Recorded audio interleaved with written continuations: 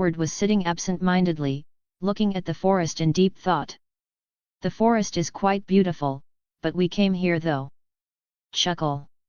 When Rosalie mentioned how beautiful the forest was, it earned a chuckle from Jojo, seeing her like this. _______. Well, this forest holds something scarier than you think. Hearing Jojo's chuckle, Rosalie looked at him with a pout, to which Jojo replied, looking inside the forest with narrowed eyes. He had already felt the disgusting aura and smell coming from the forest. When they went deeper, the aura and smell got several times stronger. _______. Sigh. Hey, Edward, why are you keeping that face? Rolling her eyes at Jojo's antics, Rosalie looked at Edward, who had only spoken one word, okay, when they rented the car and had been sitting silently in the back seat. Hearing Rosalie's question, Edward looked confusedly at her, processing what she had said. Sigh. I just feel a little uncomfortable. After pausing for a moment, Edward massaged his forehead and answered Rosalie's question. Still thinking about Bella wanting to become a cold one, are you? At least respect her choice, don't force your stupid belief on her like a dumpster. Seeing her brother looking like he had lost his soul, Rosalie couldn't help but comment and scold him regarding Bella's matter. Before arriving in Ludlow, Maine. This time, Emmett, Jess, Jasper, Edith, Carlisle, and Esme stayed behind, saying they had something to do. But Jojo knew it had something to do with Rosalie, who was giving a death glare to Emmett when Jojo tried to get him on board, and he nearly agreed but was stopped by the glare. They gave some unreasonable reasoning like the weather is good and they needed to go and enjoy nature. When they were about to leave, Esme called Jojo and asked him to take Edward with him. It seems she was worried about his future due to his standing out exceptional emo character, which always results in fights whenever he spends a few hours with Bella. She wanted both of them to have some fresh air regarding their relationship. So she wanted Edward to experience new things, which might help him solve his problems. Hell no. Why should I go? When Edward heard Esme wanted to send him with Jojo, he refused outright. But he was forced by Esme, who somehow threatened him with her calm smile and some talking. Present. Thud.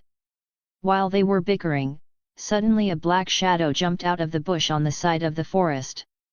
Creak, creak. Looking at the scene, something suddenly jumped before the car. Jojo turned the steering wheel to the left and pressed the brake. With a drift, the car came to a halt. There was a moment of silence. Growl. All of their eyes turned to look at the black dog, which was growling at them without flinching, even though the car was just a few centimeters away from hitting it. ________. _______. Oh walk. What is this foul smell? I have never smelled something like this. Smelling the foul odor coming from the dog, Edward couldn't control himself and vomited in black inside the car. Fuck you. Edward, after arriving at our destination, clean it. Seeing Edward vomit inside the car, Rosalie's face darkened and she cursed him. I can't take it, damn, why does this dog smell like shit? No, maybe even shit is better. Looking at the mess he had caused, Edward looked embarrassed and confused, eyeing the dog with disgust. He turned to look at his sisters and noticed they were holding their noses, including Freya, while Alice was trying to control the snicker on her face. _______. Reading Alice's mind, his eyes widened, knowing she had played a prank on him by not informing him about this even though she had a vision. Wait, when did she have a vision? Noticing the confused look Edward was giving her, Alice coughed twice. Well, you seem to be absorbed in your world though. I thought you might already know by reading my mind as always. Alice chuckled and pointed at the dog outside the window. Jojo, is this? Freya was looking at the dog outside curiously and was about to ask him. Yeah, it's one of them. Jojo nodded his head, opened his door, and got out of the car. The others too got out of the car and looked at the dog, which was still standing, looking at them menacingly, not taking its eyes off them. Underscore. Seeing this, all four of them were surprised except Jojo, because all the animals would fear them due to their instincts and run away just having eye contact with them. But the dog before them looked at them like they were its prey. Growl. Noticing the visitors didn't seem to emit the smell of fear, the dog once again tried to intimidate them, showing its sharp teeth in its mouth. Sigh. Doggy, doggy. Doggy. Buff. Jojo, who was shaking his head with a sigh, suddenly transformed into his Ghost Rider form, which startled the dog, making it take a few steps back, eyeing the Ghost Rider worriedly. Ruff ruff. Noticing the human suddenly transforming into a flaming monster, the dog started to bark aggressively. Are you going to kill it? Looking at the Ghost Rider before him, Edward asked, looking serious. When his brothers and sisters, even his parents, told him about the things they experienced solving DMC, he didn't take it very seriously. But looking at the disgusting dog before him, he got hooked by the situation. Nah. He will be mine. Little pet. Ga ga ga. Ghost Rider shook his head and started slowly walking towards the dog, which took some steps back. Pet? Are you serious? Can't you smell it? Hearing Jojo wanted the dog as his pet, Edward couldn't believe his ears. Swoosh. Not answering Edward's complaint about the foul smell from the dog, Ghost Rider moved in a blur in front of the dog. His hands took hold of the dog's head and lifted it. Whining, howling. Experiencing the heat increase in its head, the dog started to struggle in pain, trying its best to free itself from the Ghost Rider's grip. Let me end your suffering. You are a faithful dog, hey. Don't blame yourself for not being able to save your owner. Let me free you from the demon's clutches. Looking at the sins of the dog before him, Ghost Rider, with a little comfort, spread the fire to the dog's body and burned it completely into ashes, leaving behind only the dog's skeleton. After the struggle came to a halt, Ghost Rider put the dog's skeleton down, which was still burning. Hey, how are you going to turn it into your pet? Looking at the skeleton still burning with fire lying on the ground, Freya asked him confusedly. Twitch twitch. Before the Ghost Rider could answer, the dog's skeletal body began to twitch and the flames became vibrant like its fur. The dog got up from the ground. Huff huff. The dog that came back alive huffed happily and licked the Ghost Rider's face with its tongue made of magma. Its tail was swinging rapidly, indicating its mood. Ha ha ha. What's your name, boy? Receiving the love from the energetic dog in the form of licking, the Ghost Rider asked it for its name. Woof woof. Oh. Your name is Biffer. Hey. Seeing both the dog and Jojo were communicating easily, Freya's interest perked up, and she went near them and crouched down to look at the dog. She examined it, seeing how the dog was with a twinkle in her eyes. Underscore. Ha ha ha. You go, boy. We will be trailing behind. Ghost Rider, who was petting Biffer's head, suddenly halted and looked in the direction where Lewis's house was present. Huff huff. With a huff and a nod, Biffer ran towards Lewis's house at high speed, leaving behind trails of its footprints in the fire. Rose. You and Alice take the car to the location, while others follow me. We are leaving first. After instructing Rosalie to drive the car to Lewis's house, he asked others to follow him to the house. Swoosh. In a blur, they moved fast using their superhuman speed, while the Ghost Rider was leaving a trail behind like a shooting star. Lewis's house. Lewis, with his hair disheveled and dark circles under his eyes, looked at his daughter in panic while Rachel was frightened, looking at Ellie. Ellie, stop. Don't do it, he is your brother. Put him down now and put the knife away. Seeing Ellie holding a sharp kitchen knife to Gage's neck while holding him tightly, Lewis was desperate.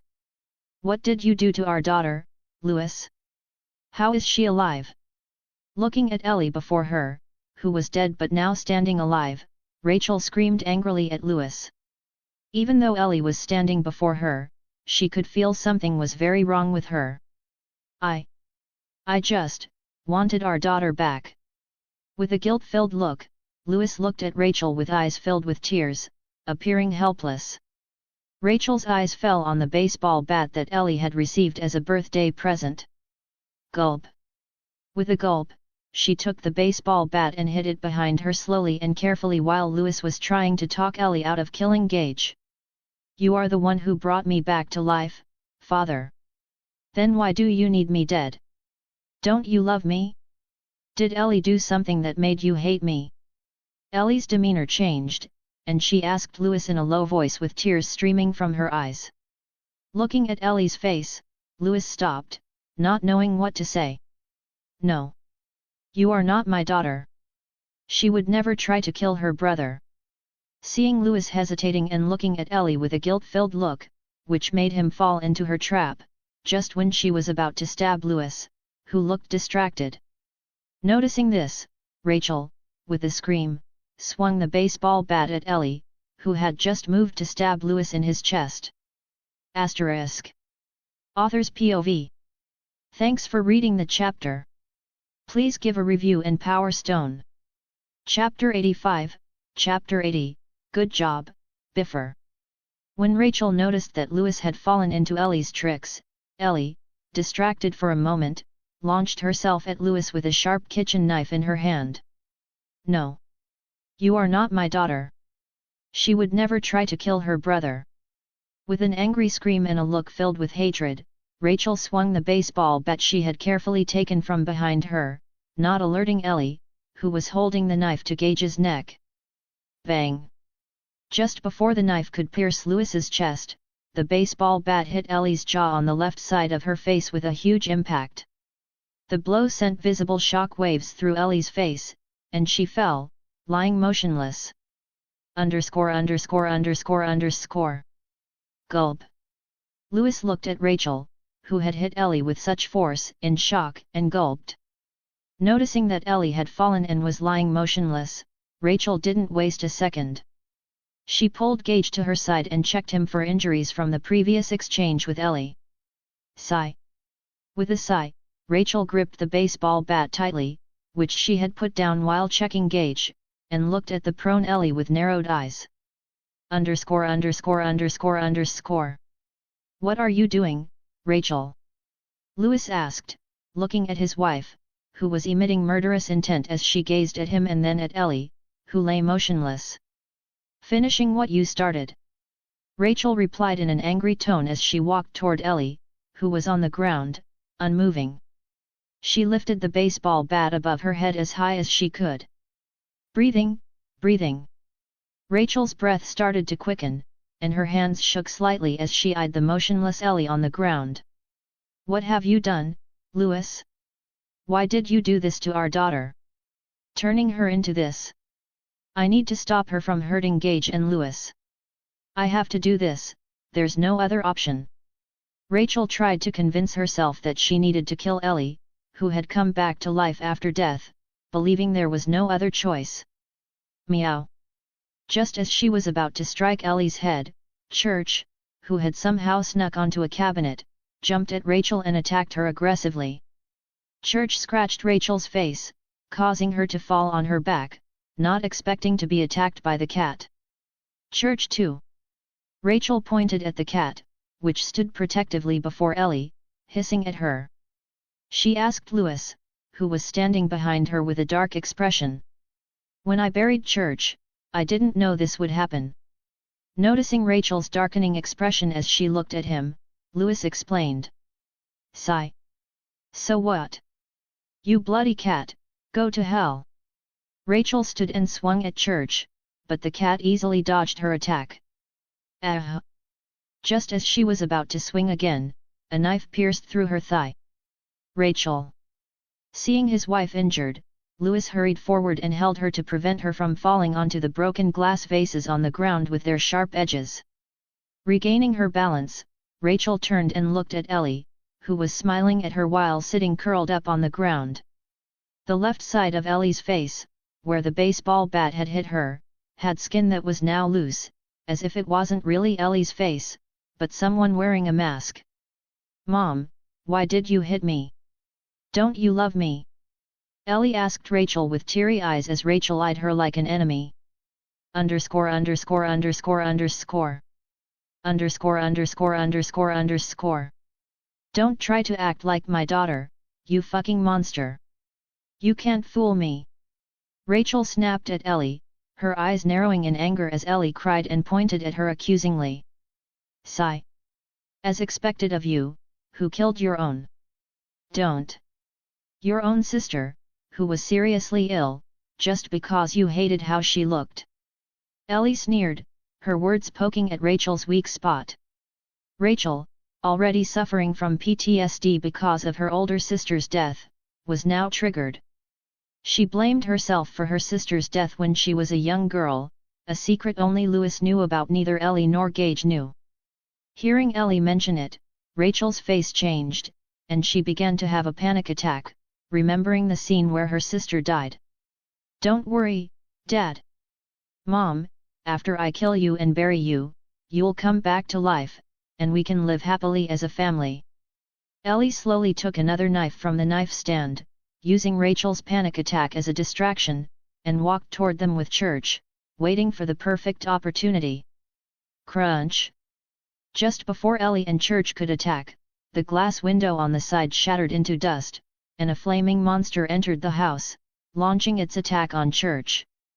With its sharp canines, the monster bit Church's neck and started shaking it violently like a wild predatory beast. Church, now on fire, screamed in agony and within seconds, turned to dust. Underscore underscore underscore underscore. Underscore underscore underscore underscore. Underscore underscore underscore underscore. Grr.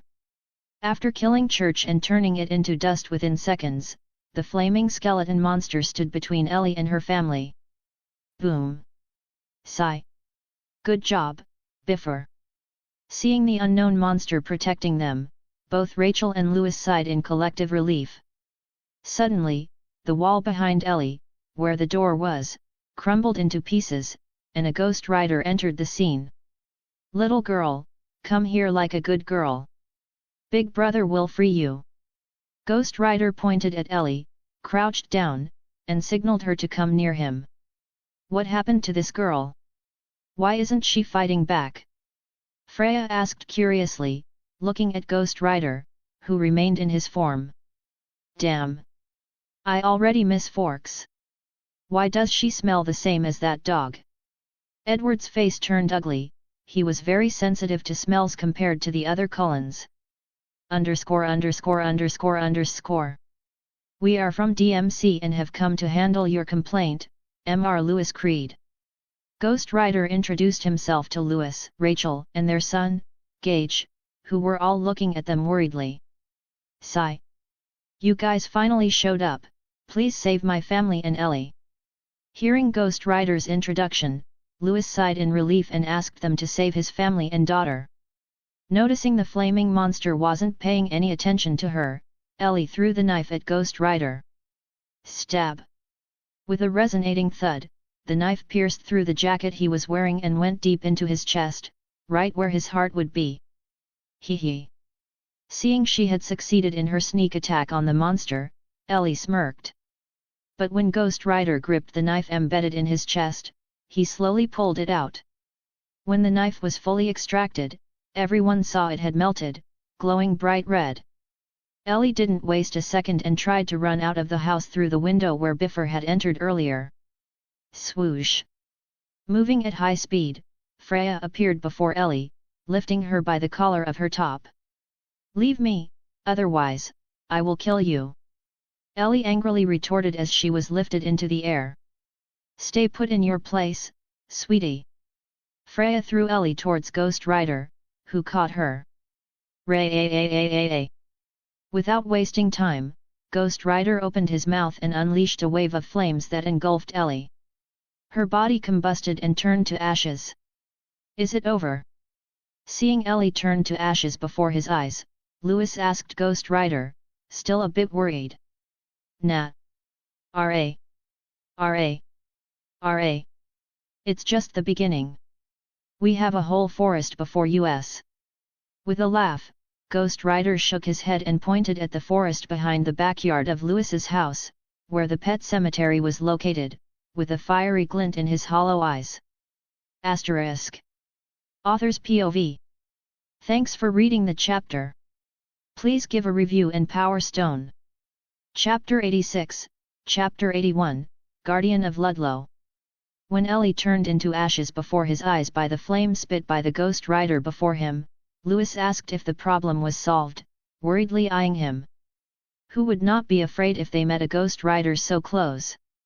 R.A. R.A. R.A. It's just the beginning. We have a whole forest before us.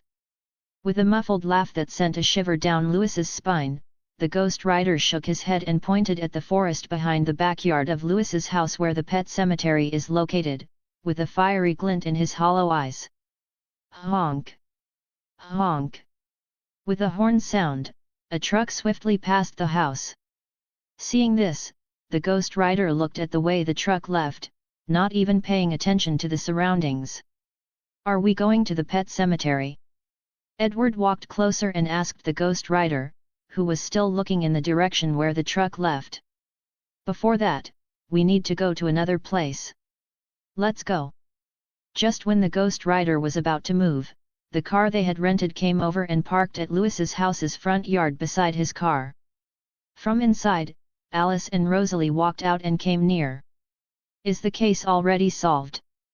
Seeing Jojo, Edward, and Freya coming out of the house behind them, Louis's family followed closer due to panic regarding the event they had experienced.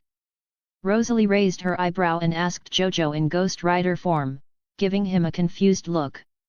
According to Jojo's earlier evaluation, shouldn't this case be more tricky and difficult to solve compared to other cases they have solved? Jojo, I had a vision after you guys left.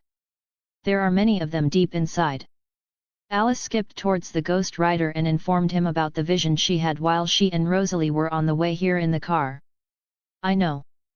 That's why it's a tricky case. But first, let's solve the issue before our eyes. Nodding at Alice, whom he had already sensed, he started walking towards Judd's house. Seeing the Ghost Rider walking towards Judd's house, Louis's eyes suddenly widened and turned to his wife, who was carrying Gage with complicated eyes. He already knew it. He was the one who asked me to bury Church there, and I did it, but I didn't know Church would come back alive. So I thought Ellie might also come back. Wanting to inform the powerful group before him from DMC, Louis gulped and explained how he knew about this place. And you buried our daughter there by stealing her body from her grave. With clear anger visible on her face, Rachel's every word made Louis lower his head in guilt. I thought Ellie would come back to us.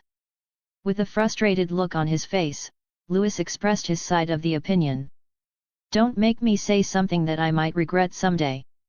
Uttering those words, Rachel picked up her pace, freeing herself from Louis's help, with the pain visible on her face due to the injury she had during the confrontation with Ellie. Due to the sharpness, the knife was a little dull, although the knife was stabbed, it didn't go deep. Puff. With a puff of smoke like the fire was being extinguished, Jojo turned to his human form, went to the door, and hid beside it. He signaled the others to hide in the woods beside Judd's house. Swoosh! Seeing the signal Jojo was giving, others climbed the trees, looking at the house. Biffer jogged around the house in a smoky form where the fire became light like it was just about to extinguish, and dark smoke emanated from it. Mr. Louis, make him come out casually. Noticing everyone was in position, Jojo whispered in a low voice and asked Louis to call Judd out.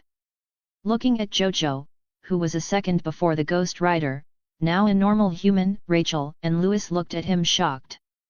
Even more shocked when the people accompanying him, who seemed to be normal humans, suddenly vanished from their place. Knock, knock. Nodding, Louis went to the door and knocked twice. Bang, bang, bang. Seeing there was no response for a few seconds, Louis once again knocked on the door loudly. Click, creak. With a click, the door opened, and Judd looked outside, confusedly at Louis and his family standing before him. Is there a problem, Mr. Louis? Judd asked with concern visible on his face. Cough, cough. Thud. A hand suddenly caught the door handle, and with a cough, a young man walked beside Louis with a grim expression. Mr. Judd, there is a problem, not for him but for you. Hearing Jojo, who was claiming he was in danger, Judd looked at him confusedly. Shall we speak inside? Looking at the confused look, Jojo pointed inside. With a nod, Judd allowed him and the Louis family to enter his house. He knew Louis's family and became friends with them after they moved here. He also feels guilty and thinks he caused Ellie's death by showing Louis the cursed place.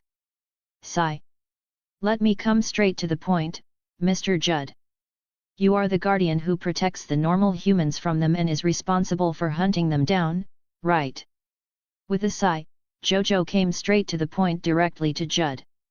When Jojo mentioned being a guardian to Judd, his old face suddenly changed in shock, and his eyes widened. He was shocked because all the other guardians, including his father, died while protecting the village from the people who came back alive after being buried there in 1969. Only he, his wife Norma, and his friend Manny, who left after that incident where his sister became one of the victims and died, were left. At that time, he and his girlfriend Norma stayed behind, and he took the mantle of protecting the village. Now the young man before him knows this thing which has been buried for years now. How did you know? In shock, Judd asked Jojo, who was sitting opposite him. That's not important. If you are the guardian, why did you bring Louis to the land beyond the pet cemetery? Shaking his head, Jojo questioned Judd with narrowed eyes. Listening to the conversation between them, both Rachel and Louis also looked at Judd with narrowed eyes, waiting for his answer. Even though they didn't fully understand what was happening, they got a picture of the discussion. They understood that Judd was a guardian who was responsible for preventing any normal humans from entering the place behind the pet cemetery. Sigh. It's my fault. I shouldn't have brought him there. Because of that, the cat caused Ellie's death. With a guilty look, Judd admitted he made a huge mistake by bringing Louis there and making the church come back alive. How dare you do this to us? Because of you, this idiot beside me buried Ellie there. Hearing Judd admit he made a huge mistake, Rachel gripped Judd's collar and screamed in anger. Because of the two people before her, she lost her daughter. What? Louis, didn't I warn you one should not bury any humans there? Hearing Rachel's words, Judd's face turned dark. He turned to Louis and asked him, shocked. We must stop your daughter before she kills anyone. Judd stood hurriedly, went to the drawer, took a revolver, and checked it had bullets. You don't need to worry about it. We had already taken care of it. Seeing Judd looking anxious hearing Louis had buried Ellie there, Jojo calmly stopped him. Crunch. Just when Jojo was explaining and introducing himself to Judd, they heard a glass window crunching upstairs. Bang. With a bang, Edward and a woman blasted from the wall from upstairs. Edward held the woman tightly while his nose was covered by his t-shirt. The woman in his grip struggled fiercely to free herself, but she couldn't escape. Seeing Edward had caught a woman, Rosalie, Alice, and Freya appeared beside Edward and looked at the woman who was struggling with narrowed eyes. Norma. Hearing the commotion, Jojo and others came out and looked at the woman Edward had caught. Just when Judd looked at the woman, his whole body stiffened, his eyes shrank, and his heartbeat increased. Only one word came out of his mouth upon seeing the mysterious woman is his wife. Asterisk. Author's POV. Thanks for reading the chapter. Please give a review and Power Stone. Chapter 87, Chapter 82, Tell me, can you stop us now? When Edward apprehended the unknown woman, forcing her to lie on the ground. Alice, Rosalie, and Freya appeared beside Edward and looked at the woman who was struggling with all her strength to free herself from Edward's grip. Norma. Hearing the commotion, Jojo and the others came out and looked at the woman Edward had caught. When Judd looked at the woman, his whole body stiffened, his eyes shrank, and his heartbeat increased. Upon seeing the mysterious woman, his wife, only one word came out of his mouth. Looking at his wife, who had been dead last year, now alive before him, he couldn't process what was happening. How did Norma come back to life all of a sudden? Dear! Help me, he is hurting me. When Norma's eyes fell on Judd, who was looking at her with wide eyes in shock, she pleaded with him to help, her expression pained. _______. Norma, it's you, it's really you, hey, leave her alone. Hearing his wife calling for help, Judd snapped out of his shock with tears rolling down his eyes. He moved forward to confront Edward, demanding he release his wife, anger rising within him. _______. Stop, Gramps, that's not your wife, reason with yourself, your wife is already dead. Stopping Judd from confronting Edward impulsively, Jojo shook Judd's shoulders to wake him up to reality. Impossible. I didn't bury her there. Hearing Jojo hinting that his wife had been buried in the land beyond the pet cemetery. If you didn't bury her, that doesn't mean others can't do it. Looking at Judd, who exclaimed it was impossible because he didn't bury her there, Jojo snorted and explained to the old man, who seemed to have lost his mind. _______. Why? Who did this? Finally controlling his emotions, Judd asked Jojo, confused. Sigh. Well, for that, we need to ask her. Pointing his thumb towards Norma, who was still struggling to free herself, Jojo shook his head with a sigh. Whistle. Jojo whistled lightly. After a second, they heard a barking sound coming from behind the house. When the dog appeared, Judd's face sunk, looking at the dog. Before. Looking at the black dog coming towards them, Judd exclaimed in surprise. How could he possibly forget his favorite and first best friend, Biffer? Now the dog had transformed back to his normal form. He came and stood beside Jojo. Oh, I saved him when we arrived here. Now he is my pet, and also, if he is separated from me for a prolonged period, he will turn into a lifeless skeleton. Looking at Judd, who was doubting his life, seeing his dog next come back to life after his wife. What next, my father, mother? With a dark face, Judd shivered. He didn't want to meet them.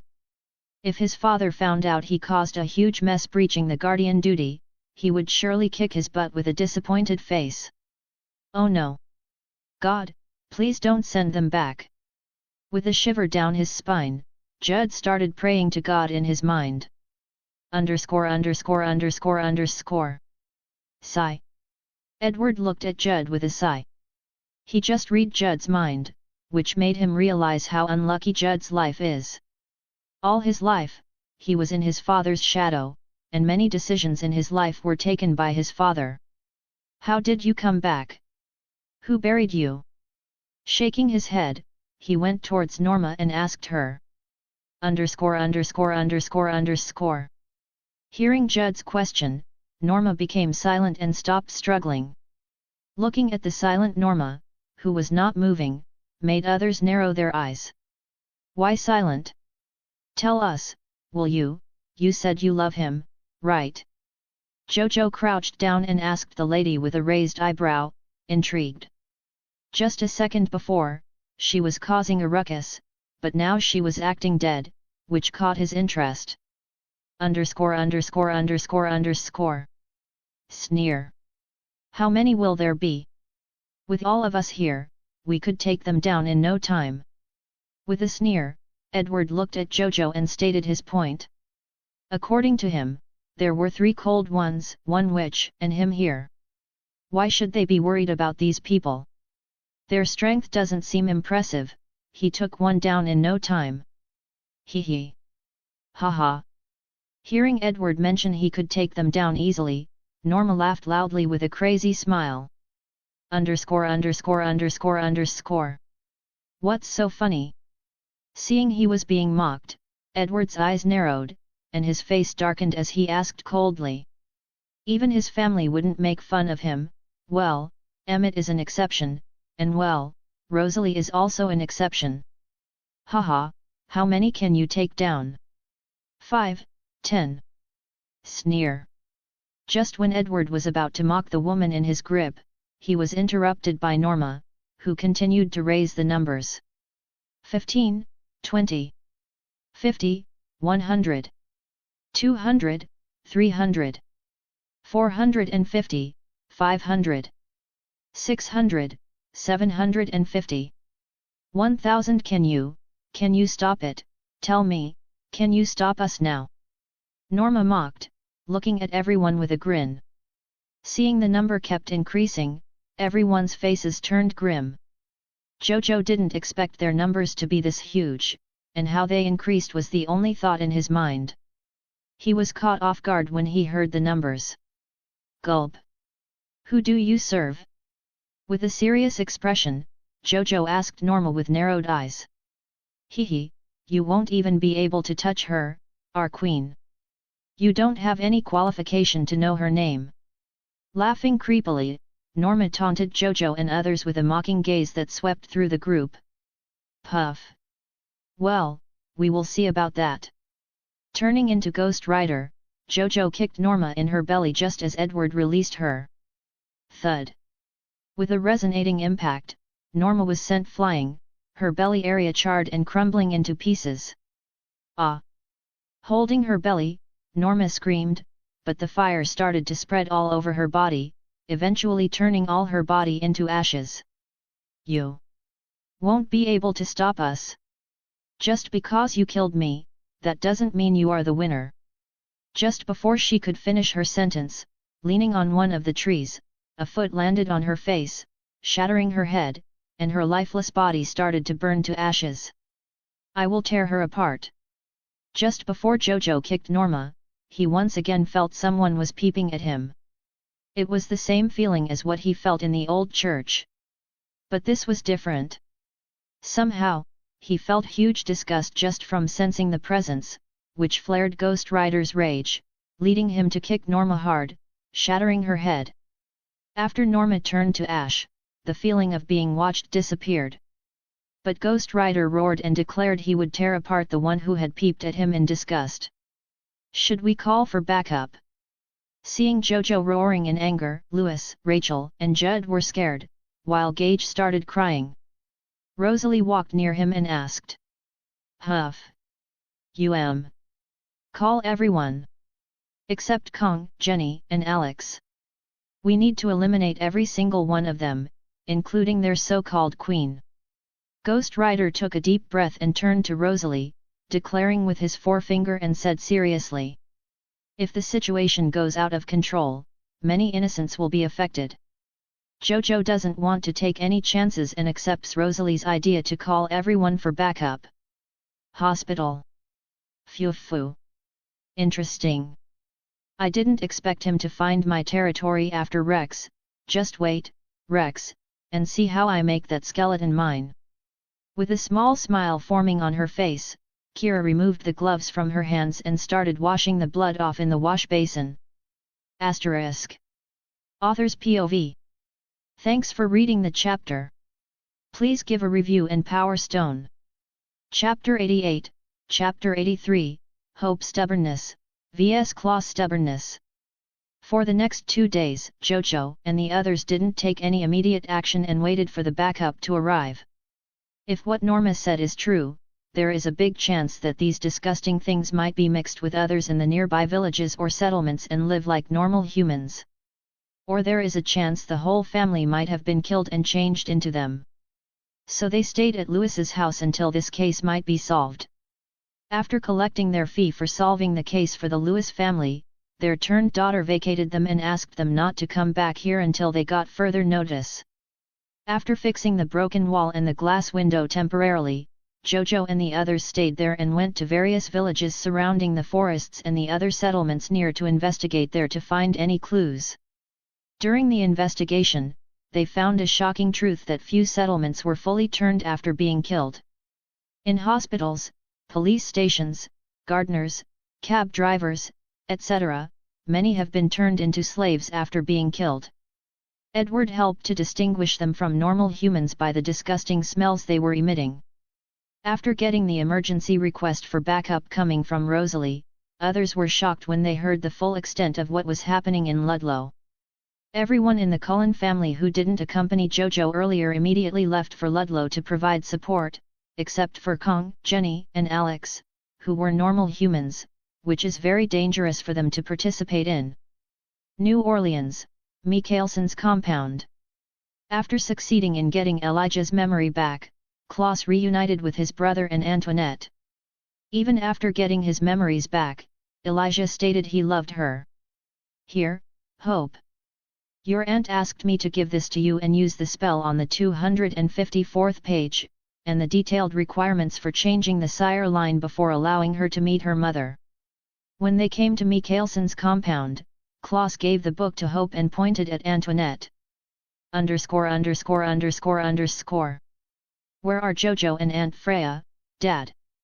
Looking at the three people standing before her, not finding Jojo and Aunt Freya in the little group, Hope turned to Klaus and questioned him. "Sigh. Oh, it seems like he got some urgent job he needs to attend and your Aunt Freya dumped us and went with him like a teenage girl." Hearing Hope talking about Jojo and her eyes darting here and there looking for him, Klaus shrugged his shoulders with a sigh. _______. Accompany him? Where? Hearing Jojo leave and Freya accompany him, Hope asked confusedly. He said some dangerous mission came by and left saying it needs his immediate attention. Klaus sat on the couch and said, shaking his head. _______. Hearing Klaus saying it was a very dangerous mission that Jojo went to complete, Hope looked worried. "Don't worry, Hope. You have seen how strong he is, right? He will be fine." Haley noticed Hope's worry when she heard Jojo go to solve another dangerous case and console her. Sigh. Why do I feel a headache is waiting ahead of me? Seeing his daughter feeling worried for the boy before him, Klaus didn't know what to feel about this. But for some reason, he felt irritated, and his right eyebrow twitched each time when he heard the conversation between Hope and Haley. After chatting for a bit, Hope prepared to cast the spell on Antoinette as per Freya's instructions before she left. When the spell hit Antoinette, she fainted, and Hope went into a meditative state sitting still. Next day. After a day, the spell succeeded in changing Antoinette's sire line to Hope's to make sure others don't misuse it to make future trouble for Elijah using Antoinette's sire line and also to keep her in check. When Antoinette became conscious, they allowed her to meet Gertha, who screamed and cursed Antoinette as a traitorous daughter. Even though Antoinette decided not to support her mother and cut off her ties with her after this, for the last time, she tried to stop her mother from what she was trying to do all this time. Snort. Hearing Antoinette ask her to not continue the further conflict with the original family, Gertha snorted in disdain, taunted Antoinette and declared all the hybrids must die to maintain the natural balance. Sigh. With a sigh, Antoinette gave up. She knew her mother wouldn't change her ways, but for the last time, she wanted to convince her to give up her beliefs. Let's just kill her, keeping her alive is very dangerous for us. Seeing Gertha cursing him and his daughter, Klaus's eyes narrowed, and he walked towards Gertha with narrowed eyes, emitting killing intent. Come on, I don't care, you all should be Elim. Before she could finish her sentence, Klaus ripped Gertha's head off her neck in one swift motion. ________. _______.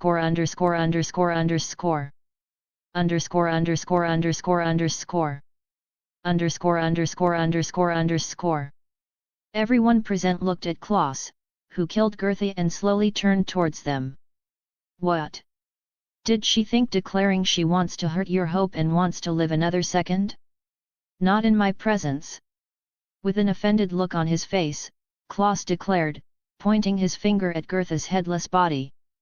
Suddenly there were a few seconds of silence. Ring, ring. Ring, ring. The silence was broken by the ringtone of Hope's mobile phone. Seeing her mobile was the one ringing. Oh, it's Aunt Freya. Hope attended the call, noticing the one who was calling was her Aunt Freya in the caller ID. _______. While talking, Hope's face changed from darker to brighter, and her face was brimming with a happy smile. I will come there immediately, Aunt. With clear joy visible on her face, she turned to look at others who were looking at her weirdly. Hee hee. It seems like Jojo needs our help there. So we need to go. Eagerly, Hope explained to everyone in the room. _______. No, it's dangerous. I won't allow it, Hope. Hearing Hope wanted to go to a dangerous place for a guy she just met, Klaus's anger flared up and snapped at her. No. I will. Looking at her father's reaction, Hope snapped back at him with an irritated look. I said I won't allow you to go there, Hope. I am doing this for your good. Didn't you guys say he is solid? Then he will be fine. Klaus, not giving up, tried to convince Hope even though irritation was visible in his tone. He could feel the deep affection in Hope's tone whenever she mentioned him. I will go there. You can't stop me, Dad. Otherwise. Seeing her father trying to stop her from going to help Jojo made Hope very angry, which was visible on her face, and she argued back. Ring, ring. Haley's mobile started to ring, making them stop bickering, and Haley looked at the caller ID. Sigh. It's Freya. With a sigh, the argument between father and daughter came to a halt. Haley attended the call. After the call, Haley turned to others who were looking at Hope and Klaus, who were looking at each other with narrowed eyes while tension was building between them. It seemed like they were going to face an army of 1,000, so they summoned all the other members of the DMC for support. So Freya called us if we were interested in going there for some fight and a new experience. Haley fully explained to everyone, which Hope didn't since she was fully excited. See, it's very dangerous, so you are not allowed to go there. Hearing Haley telling about the situation clearly on Freya's side, Klaus stood firm in his decision. No. I will go there. Hope started walking towards her room while declaring to pack her things to go there. _______. Fuck. Why the fuck is she so stubborn? Last time I visited her, she wasn't like this. Klaus cursed, breaking the flower vase on the table. _______. Seeing the broken vase, Haley's eye twitched. Just today she bought one, and here it was shattered into pieces by Klaus. What to do, brother? Don't forget you are her father. Rebecca, with a grin, taunted Klaus, whose face turned ugly seeing his sweet sister teasing him, indicating Hope got the trait from him. Asterisk. Author's POV. Thanks for reading the chapter. Please give a review and Power Stone. Chapter 89, Chapter 84, We, the Mikaelson family? Seeing Hope was determined to join Jojo and Freya in the battle, Klaus felt helpless. Fuck. Why the fuck is she so stubborn? Last time I visited her, she wasn't like this. Klaus cursed, breaking the flower vase on the table in anger. _______. Seeing the broken vase, Haley's eye twitched. She had just bought it today, and now it was shattered to pieces by Klaus. What to do, brother? Don't forget you are her father. Rebecca, with a grin, taunted Klaus, whose face turned sour as he realized his sweet sister was teasing him, hinting that Hope inherited her stubbornness from him. _______. Rebecca couldn't help but find amusement in seeing her brother, who always gave their siblings headaches, now suffering from his own medicine. Shut up, Rebecca.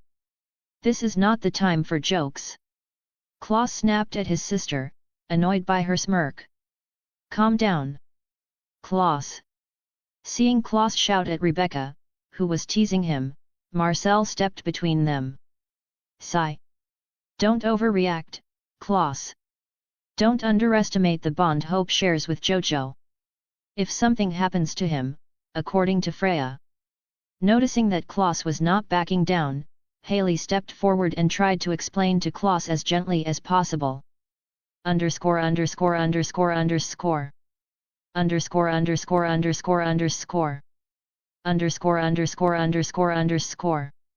Everyone's eyes fell on Haley, waiting for her explanation. What happens if something happens to him? Klaus asked, looking at Haley, confused about what she was trying to convey about his daughter. Gulp. Hope will go crazy if something happens to him. So, if you have any funny ideas, forget them. You don't want Hope to lose her mind. When Klaus heard that Hope would go crazy, his eyes showed conflicting emotions. Why? He couldn't fathom why Hope would go mad over someone she met so recently. It's because of the mate bond. It's like a soul bond between loved ones. Seeing Klaus's face turn grim at her words, Haley tried her best to explain. After hearing Haley's full explanation, Klaus sat on the couch with a defeated look on his face, gritting his teeth. Thud thud. Everyone's attention was drawn to the stairs where Hope was dragging a big suitcase full of her belongings. Hope, what are you doing? Seeing Hope coming down the stairs with a fully packed suitcase, Haley moved towards her, asking in a firm tone. Mom. I packed my things so we can leave as soon as possible. Hope said with a smile, answering her mother's question. Sigh. Hope, you don't need to carry this much, you know. We're going to a battle, not to stay there permanently, are we? Looking at her daughter with a sigh, Haley calmly stated, massaging her forehead in stress. Underscore underscore underscore underscore. Whistle whistle. Ah. I thought we could take a detour after the battle to visit Forks. I heard it's a beautiful place. Avoiding her mother's eyes, Hope stated with a worried smile, trying to act normal. In Ludlow, Maine. Jojo and the others were currently looking at a whiteboard where the number 28 was written in large red letters. After all their efforts, they managed to take down 28 converted ones they had identified and had a chance to eliminate. However, they had not yet touched those with families or in settlements to avoid alerting them. Carlisle, Esme, Emmett, Edith, Jasper, and Jess arrived 2 days after receiving an emergency call from Rosalie regarding Jojo issuing the summons. When they arrived, Jojo explained the plan they had devised. Let's start our plan tonight. Jojo's eyes swept through everyone present in the room with a serious expression. No matter who it is, you need to eliminate them because they are not the same people they used to be. So don't hesitate, go for the kill. Seeing everyone listening with serious expressions, Jojo reiterated his advice to avoid any unwanted doubts in their minds. Finally, his eyes settled on the old man, Judd, who stayed behind despite Jojo asking him to leave. Judd stated he wanted to stay and help in any way he could because it was his responsibility to protect ordinary humans from the converted ones from the land beyond the pet cemetery. Vroom. Vroom. Suddenly, they heard cars parking outside the Lewis house where they were staying. It's my family. I'll go. Freya went outside, opening the door, knowing who had arrived from the sound of the cars. When Freya stepped out of the house, she was greeted by Hope, who exited the first car and hugged her. After Hope, Haley and Klaus exited the car, with Klaus's face looking darker. Following them, Elijah, Antoinette, Cole, Rebecca, and Marcel stepped out of the 2 cars behind them. After Haley, everyone greeted Freya with a hug, while Marcel looked around curiously. Aunt Freya. Where's Jojo? Seeing that Jojo hadn't appeared, Hope asked worriedly, looking around. Even though she felt excited when she first heard she was going to fight alongside him, as time passed, she started to feel anxious. Despite Jojo's strength, he was up against 1,000 enemies, and now that she was here, she felt even more uneasy not seeing him. Calm down, Hope. He's inside, strategizing with his colleagues. Looking at Hope, who was beginning to panic, Freya calmed her down and pointed to the door. ________. Seeing this, Klaus felt like someone was stabbing him in the heart. Knock. Knock. With a happy nod, Hope skipped to the door and knocked. Come in. Hearing the knock, Jojo invited her in. Surprise! Opening the door, Hope jumped in with a wide smile, causing Jojo to smile and shake his head. After Hope went inside, Freya and the others began chatting. What's the reason you summoned all of us here, Freya? Rebecca asked curiously, even though she had heard from Haley that the enemy was nearly 1,000 strong. Well, this might give you all an insight into another side of this world that we haven't had much knowledge about. Nodding at Rebecca's question, Freya stated her reason. Something even we don't know about? We, the Mikaelson family. Elijah raised an eyebrow in surprise.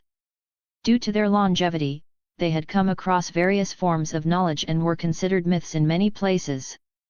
After nodding her head with a serious expression, Freya began explaining everything that had happened and what was going on in this land.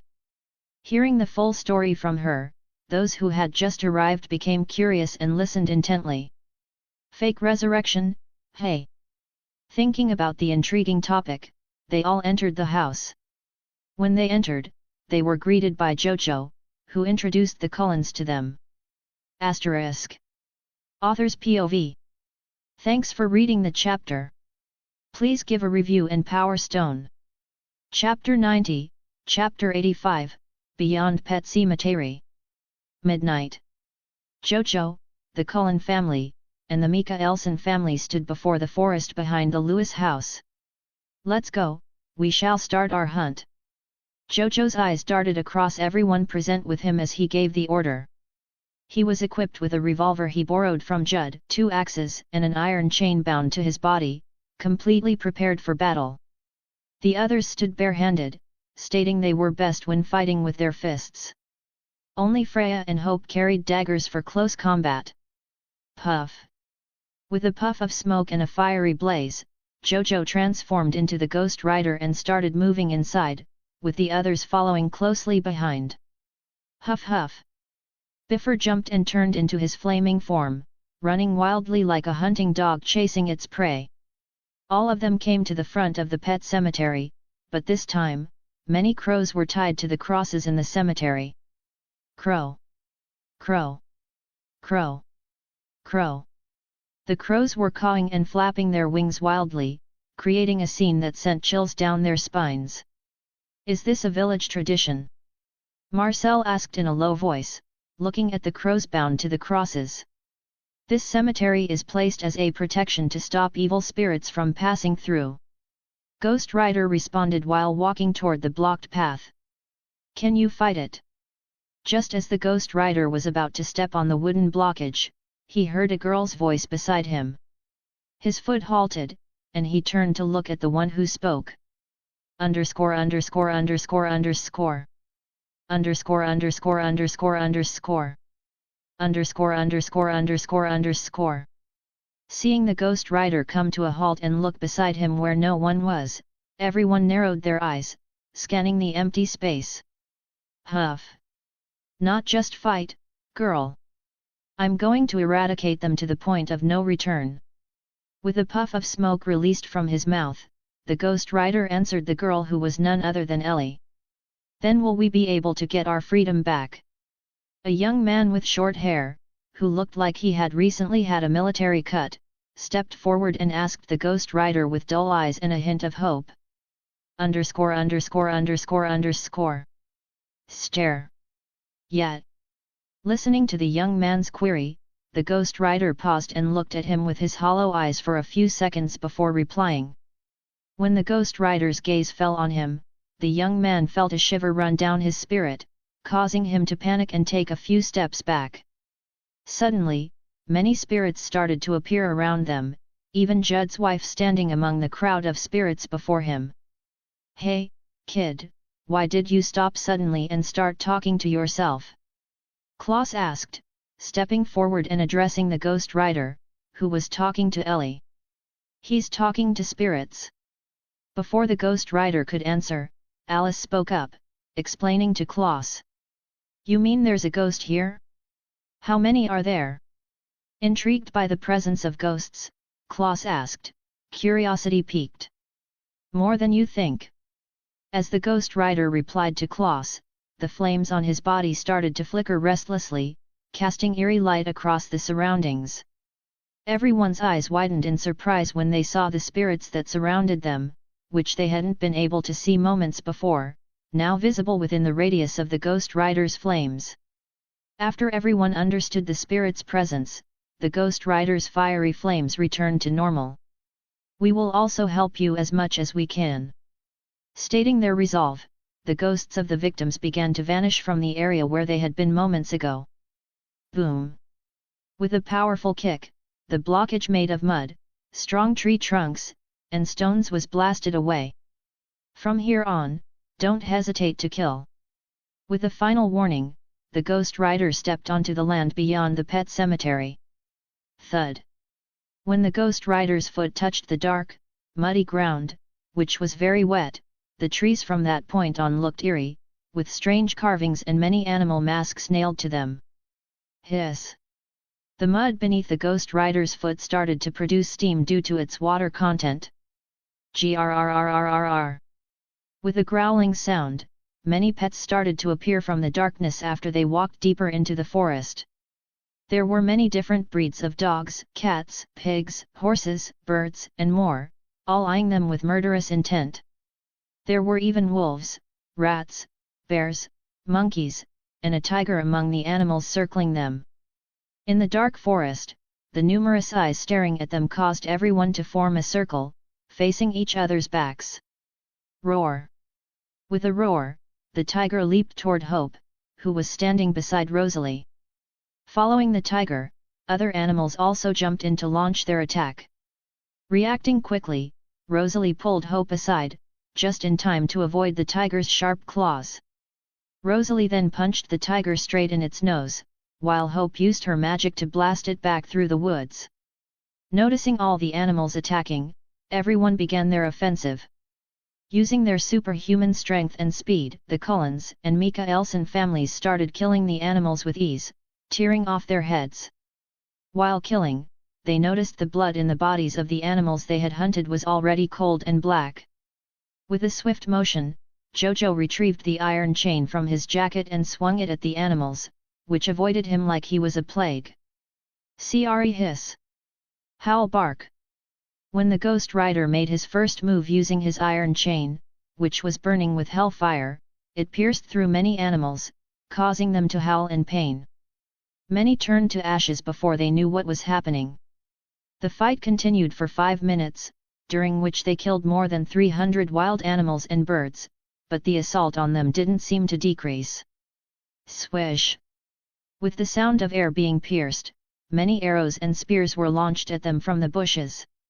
All of them dodged the surprise attack, while the sharp ends of the chains pierced through the bushes where the attack had been launched a second ago.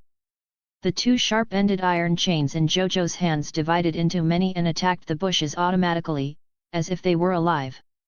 Ah! Ah!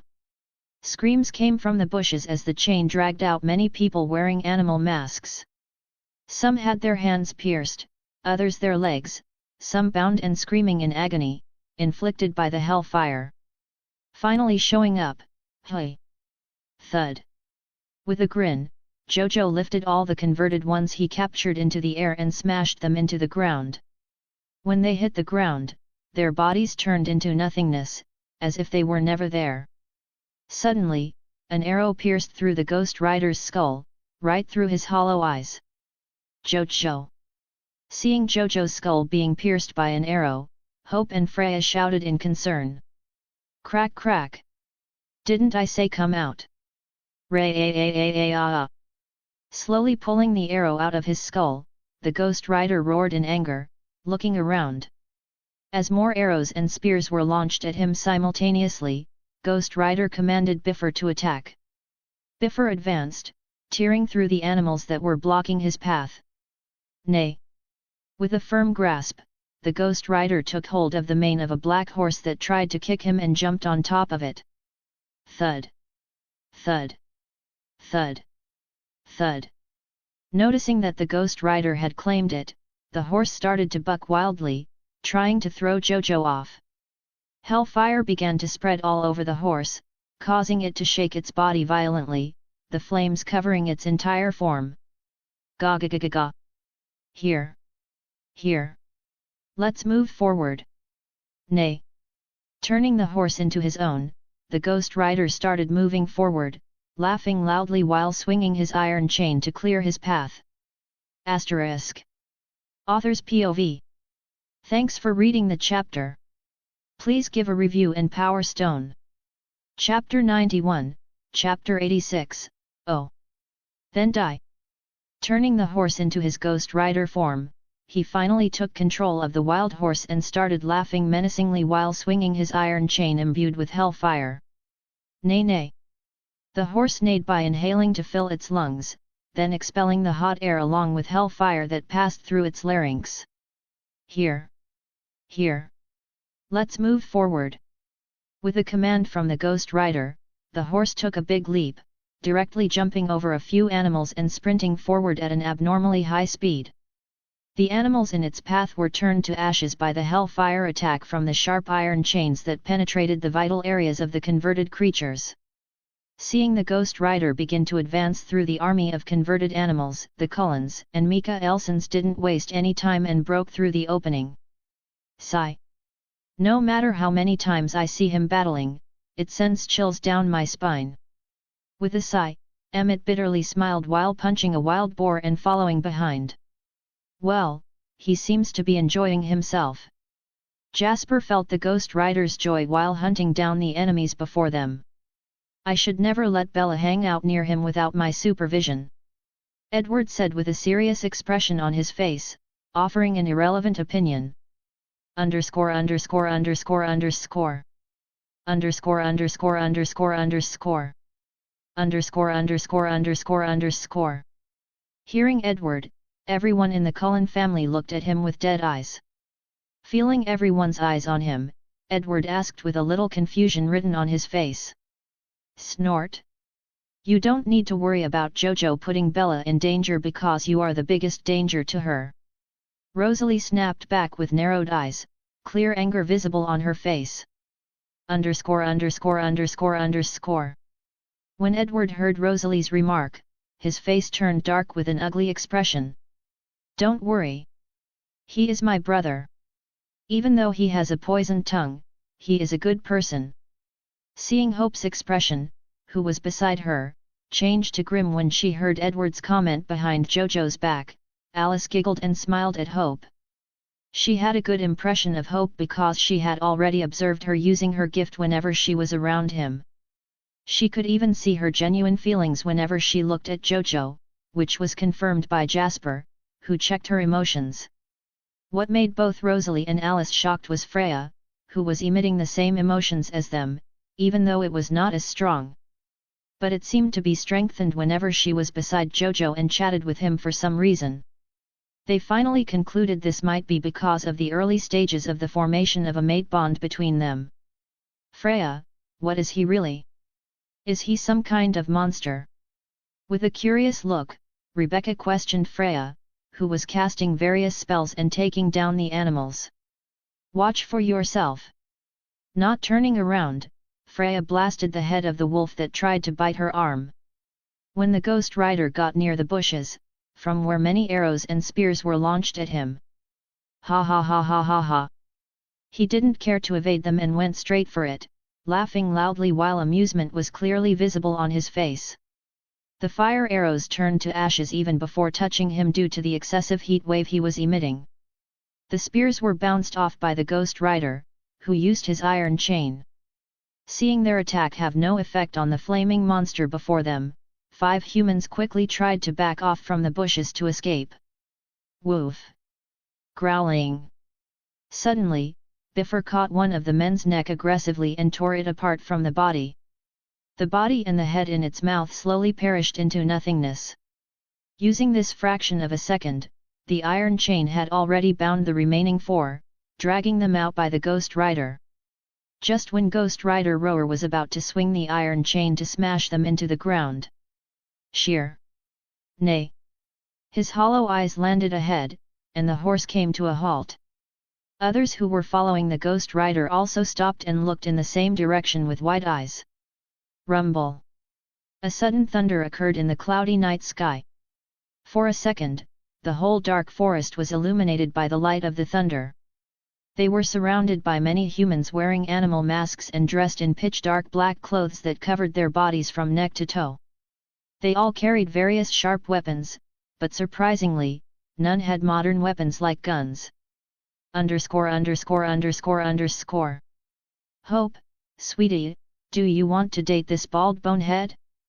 There's still time to change your decision.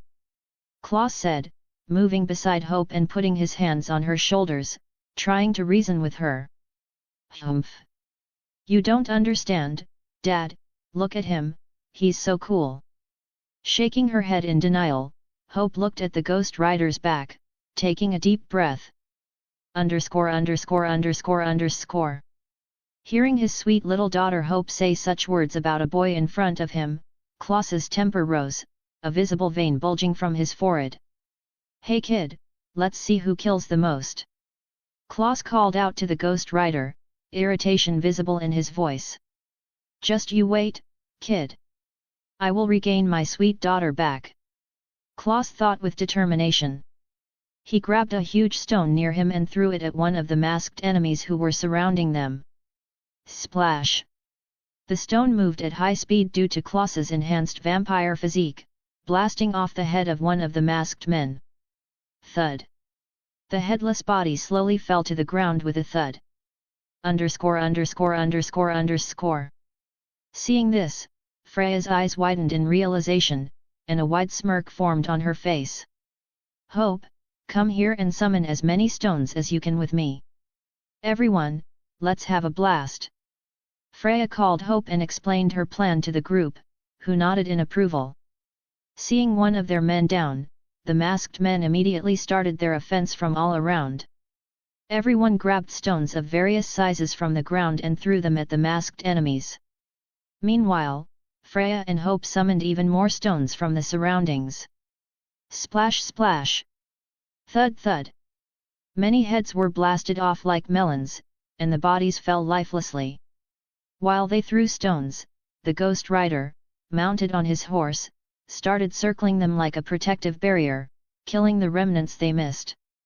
This continued for 5 hours until they finally eliminated all the enemies, their bodies turning to ashes. Sigh. Ka. Just when the group was about to sigh in relief, they heard crooked laughter. Don't let your guard down. The Ghost Rider turned to them and warned them to stay vigilant, for the battle was not yet fully won. Many spikes suddenly sprouted from the ground, piercing through both the horse and the Ghost Rider in a fraction of a second. The bright red spikes moved like tentacles, separating both the Ghost Rider and the horse. Boom! The tentacles threw the horse into a tree, shattering both the horse's bones and the tree, which blasted apart. Jojo! Jojo! Jojo! Seeing Jojo immobilized by the red tentacles that had appeared from the ground, Alice, Rosalie, and Hope shouted in panic, trying to save him. Swish swish!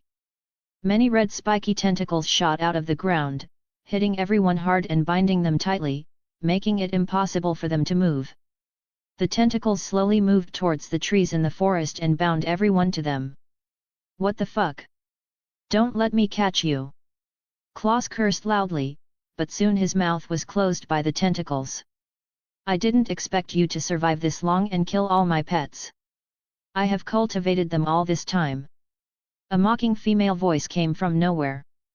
The mud in the swamp slowly rose, revealing a woman with tan skin and white curly hair in her 20s. Kira.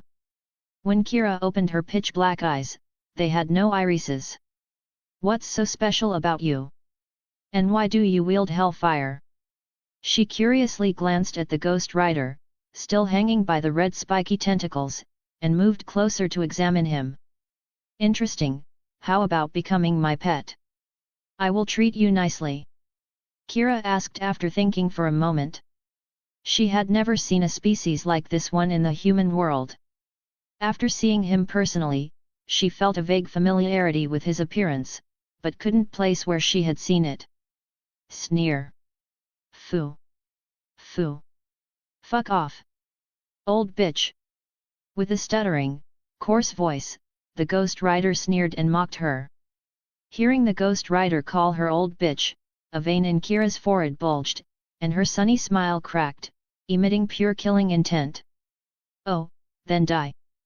With a cold face, Kira spoke without emotion. In the next second, the red spiky tentacles gripped tighter. Crack crack. The skeleton started to crack, and each tentacle pulled in different directions, shattering the Ghost Rider's bones into many pieces. The bones fell to the ground without movement, and the flame on the skull and other bones was extinguished. Asterisk. Author's POV. Thanks for reading the chapter. Please give a review and Power Stone. Chapter 92, Chapter 87, I Need That Dog. Seeing Jojo, who was in his Ghost Rider form, being shattered into many bones and falling to the ground without any movement, the flames on the skull and bones extinguished. No. Jojo. Release me. Jojo. Looking at the shattered bones, all three Alice, Rosalie, and Hope screamed in panic and tried very hard to free themselves, looking at Kira with hatred. Underscore. Puff. Don't look at me like that, seeing your reactions makes me laugh. It's so funny. Ha ha ha. Trying not to laugh hard, Kira mocked them with a smirk and wiped the black tear from her eyes. Rumble rumble. With thunders echoing through the dark forest, the rain started pouring from the sky. Seeing it suddenly start to rain heavily, Kira looked at the cloudy night sky which blocked the moon. Sigh. Let's just kill them. Wait, that girl emits a different aura than others. With a simple sigh, Kira was preparing to kill others whom she had caught using her spiky tentacles. Her eyes passed through the Cullens and Mikaelsons, who were bound to the trees, and a surprised glint passed through her dark eyes. Well, it seems like today is my lucky day, meeting two different new species. Kira slowly walked towards Hope, who was looking at her with clear hatred in her eyes. Chuckle. It's not my fault, you see, that bonehead chose his fate himself. Shrugging her shoulders, Kira lifted Hope's chin with her finger. I will kill you. Seeing the innocent look Kira was giving her, Hope lost her cool and snapped at her, angrily shouting. Sigh. What should I do? Let's first kill you and take your skin off for me. Shaking her head in disappointment, Kira turned to look at Hope with a cruel smile blossoming on her face. The black nails on her fingers started to get sharper and longer. Just when Kira was about to rip off Hope's neck, she heard a footprint sound fast approaching her. With narrowed eyes, she looked around to find who it was. Gr. Woof. With a bark, Biffer, who had previously hidden and erased his presence when the Ghost Rider and the horse were pierced by the spiky tentacles, appeared. The Ghost Rider had given his command to Biffer before being shattered. Biffer was waiting for the correct opportunity to launch his surprise attack, patiently watching the events unfolding before him without blinking. Noticing that the enemy had moved away from the bones of the Ghost Rider, Biffer took immediate action. With a swift and quick motion, Biffer took the upper half of the Ghost Rider's skull, which was lying on the ground, into his mouth. Underscore. Pfft. Ha ha ha. Just a stray dog, who is here for a bone dinner. Seeing it was just an ordinary stray dog, Kira started laughing loudly, pointing at Biffer, who was in his normal dog form. Puff. With a puff, Biffer transformed, his whole body turning into a skeleton covered in hell flames. His sharp teeth became sharper and longer, along with his paw nails. Thud thud. Underscore. Bifur started running deep into the forest at high speed, leaving behind a trail of footprints in fire. Kira, who had just laughed at Bifur, suddenly stopped, and her eyes started to twinkle, looking in the direction Bifur had escaped. How does the dog still have its power? Didn't I kill that guy before? Slowly pointing in the direction where Bifur ran, she was in shock. Phew phew. I need that dog. When I show it as my new pet to those stupid nutshells, I need to see their reaction, especially Zirian. With a mischievous smile on her face, Kira started following the trails left by Bifur deep into the forest. With her speed, she caught sight of Bifur running and increased her pace to catch up. Seeing the heavy atmosphere among the Cullens and Hope, who were still looking at the bone remains of Jojo without taking their eyes off. Cough cough. Don't worry. Jojo is fine. Didn't you see that dog is still alive, right? If Jojo truly dies, the dog will also lose his life. Now that the dog is fine, that means... Freya coughed twice to get everyone's attention and started to explain that Jojo was still alive. Jojo is still alive. Hearing her aunt's explanation, Hope's eyes, which had dimmed lifelessly, suddenly glimmered with hope. She turned her head to look at Freya in shock and finished her sentence with a huge smile on her face. Hee hee. I knew it. That guy won't die easily. Emmett exclaimed loudly with a wide smile while other Cullens also chuckled at his antics. Hump. When that idiot comes back, I must punish him for making me worry. With a pout, Rosalie turned her head in fake anger while her eyes showed her joy. I already knew Jojo is fine. With a little smirk, Alice showed her tongue playfully at Rosalie, who rolled her eyes. While this conversation was taking place, the shattered bones of Jojo and the horse he had before transformed slowly started to float upward from the ground. Hey, guys, look at this. Why is it floating? Seeing the bones start to float in the air, Marcel and Cole called others to look before. Underscore underscore underscore underscore. Underscore underscore underscore underscore. Underscore underscore underscore underscore. Everyone's attention fell on the bones, which were floating in the air, and the sharp side of the bones pointed towards them. Phew phew. Phew phew. The bones immediately launched themselves like bullets and tried to pierce through the spiky tentacles. Even though some of the tentacles were cut off, many still tightly bound them. Once again, the bones lifted upward and repeated the same process. After freeing everyone, the bones started moving towards the direction where Bifur and Kira went. Seeing this, the others swiftly moved, following the trails left behind after taking a breather. Kira, who had caught up with Bifur, immediately tried to use her spiky tentacle to catch him. But Bifur, with his agility, swiftly avoided it and started running in another direction. Seeing Bifur avoid her attack, Kira, with narrowed eyes, once again used her spiky tentacle to form a wall before Bifur, who suddenly came to a halt and tried to change his direction. Using this chance, Kira caught up and slashed her sharp claws at Bifur, who was sent flying.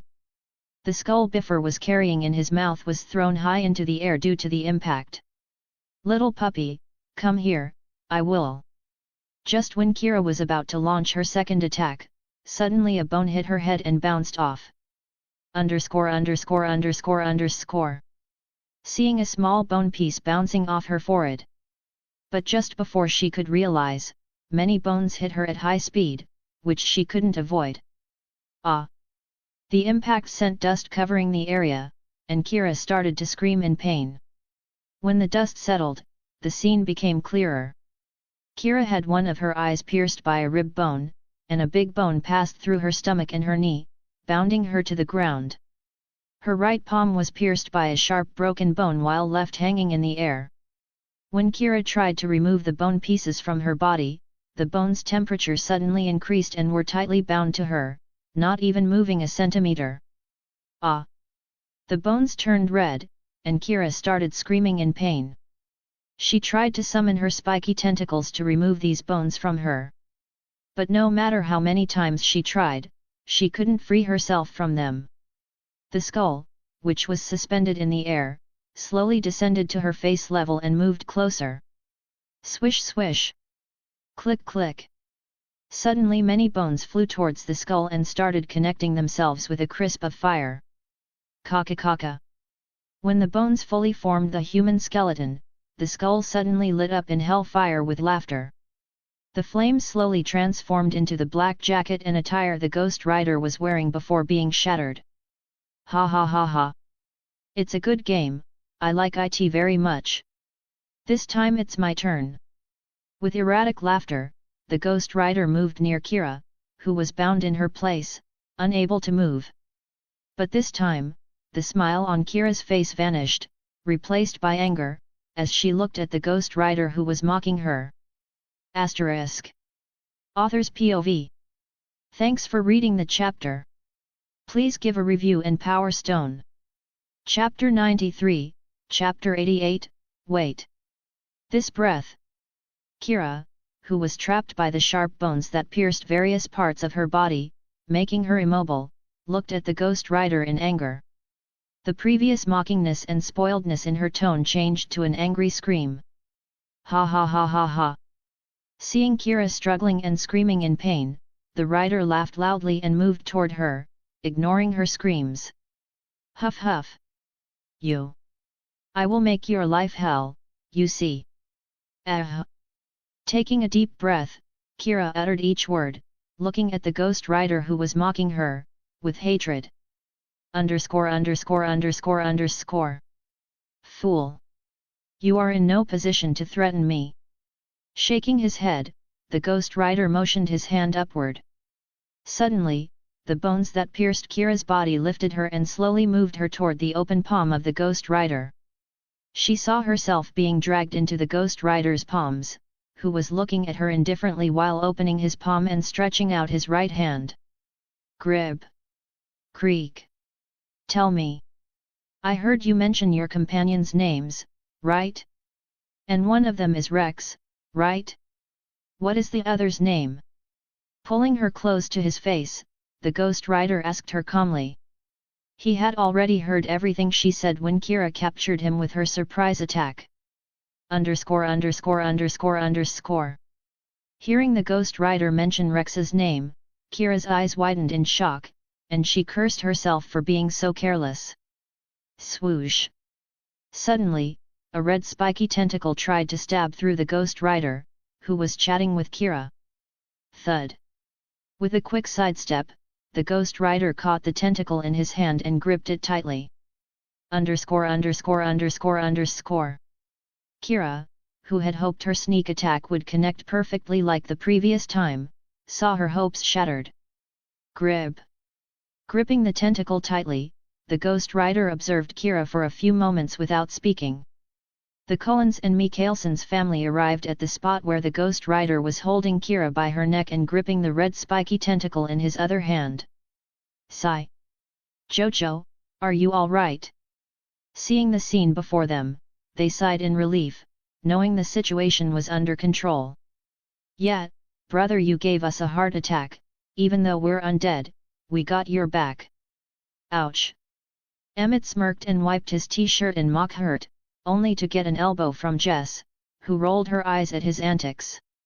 Hearing their concern and looking at the worried looks from his girls, Jojo nodded his head, indicating he was fine.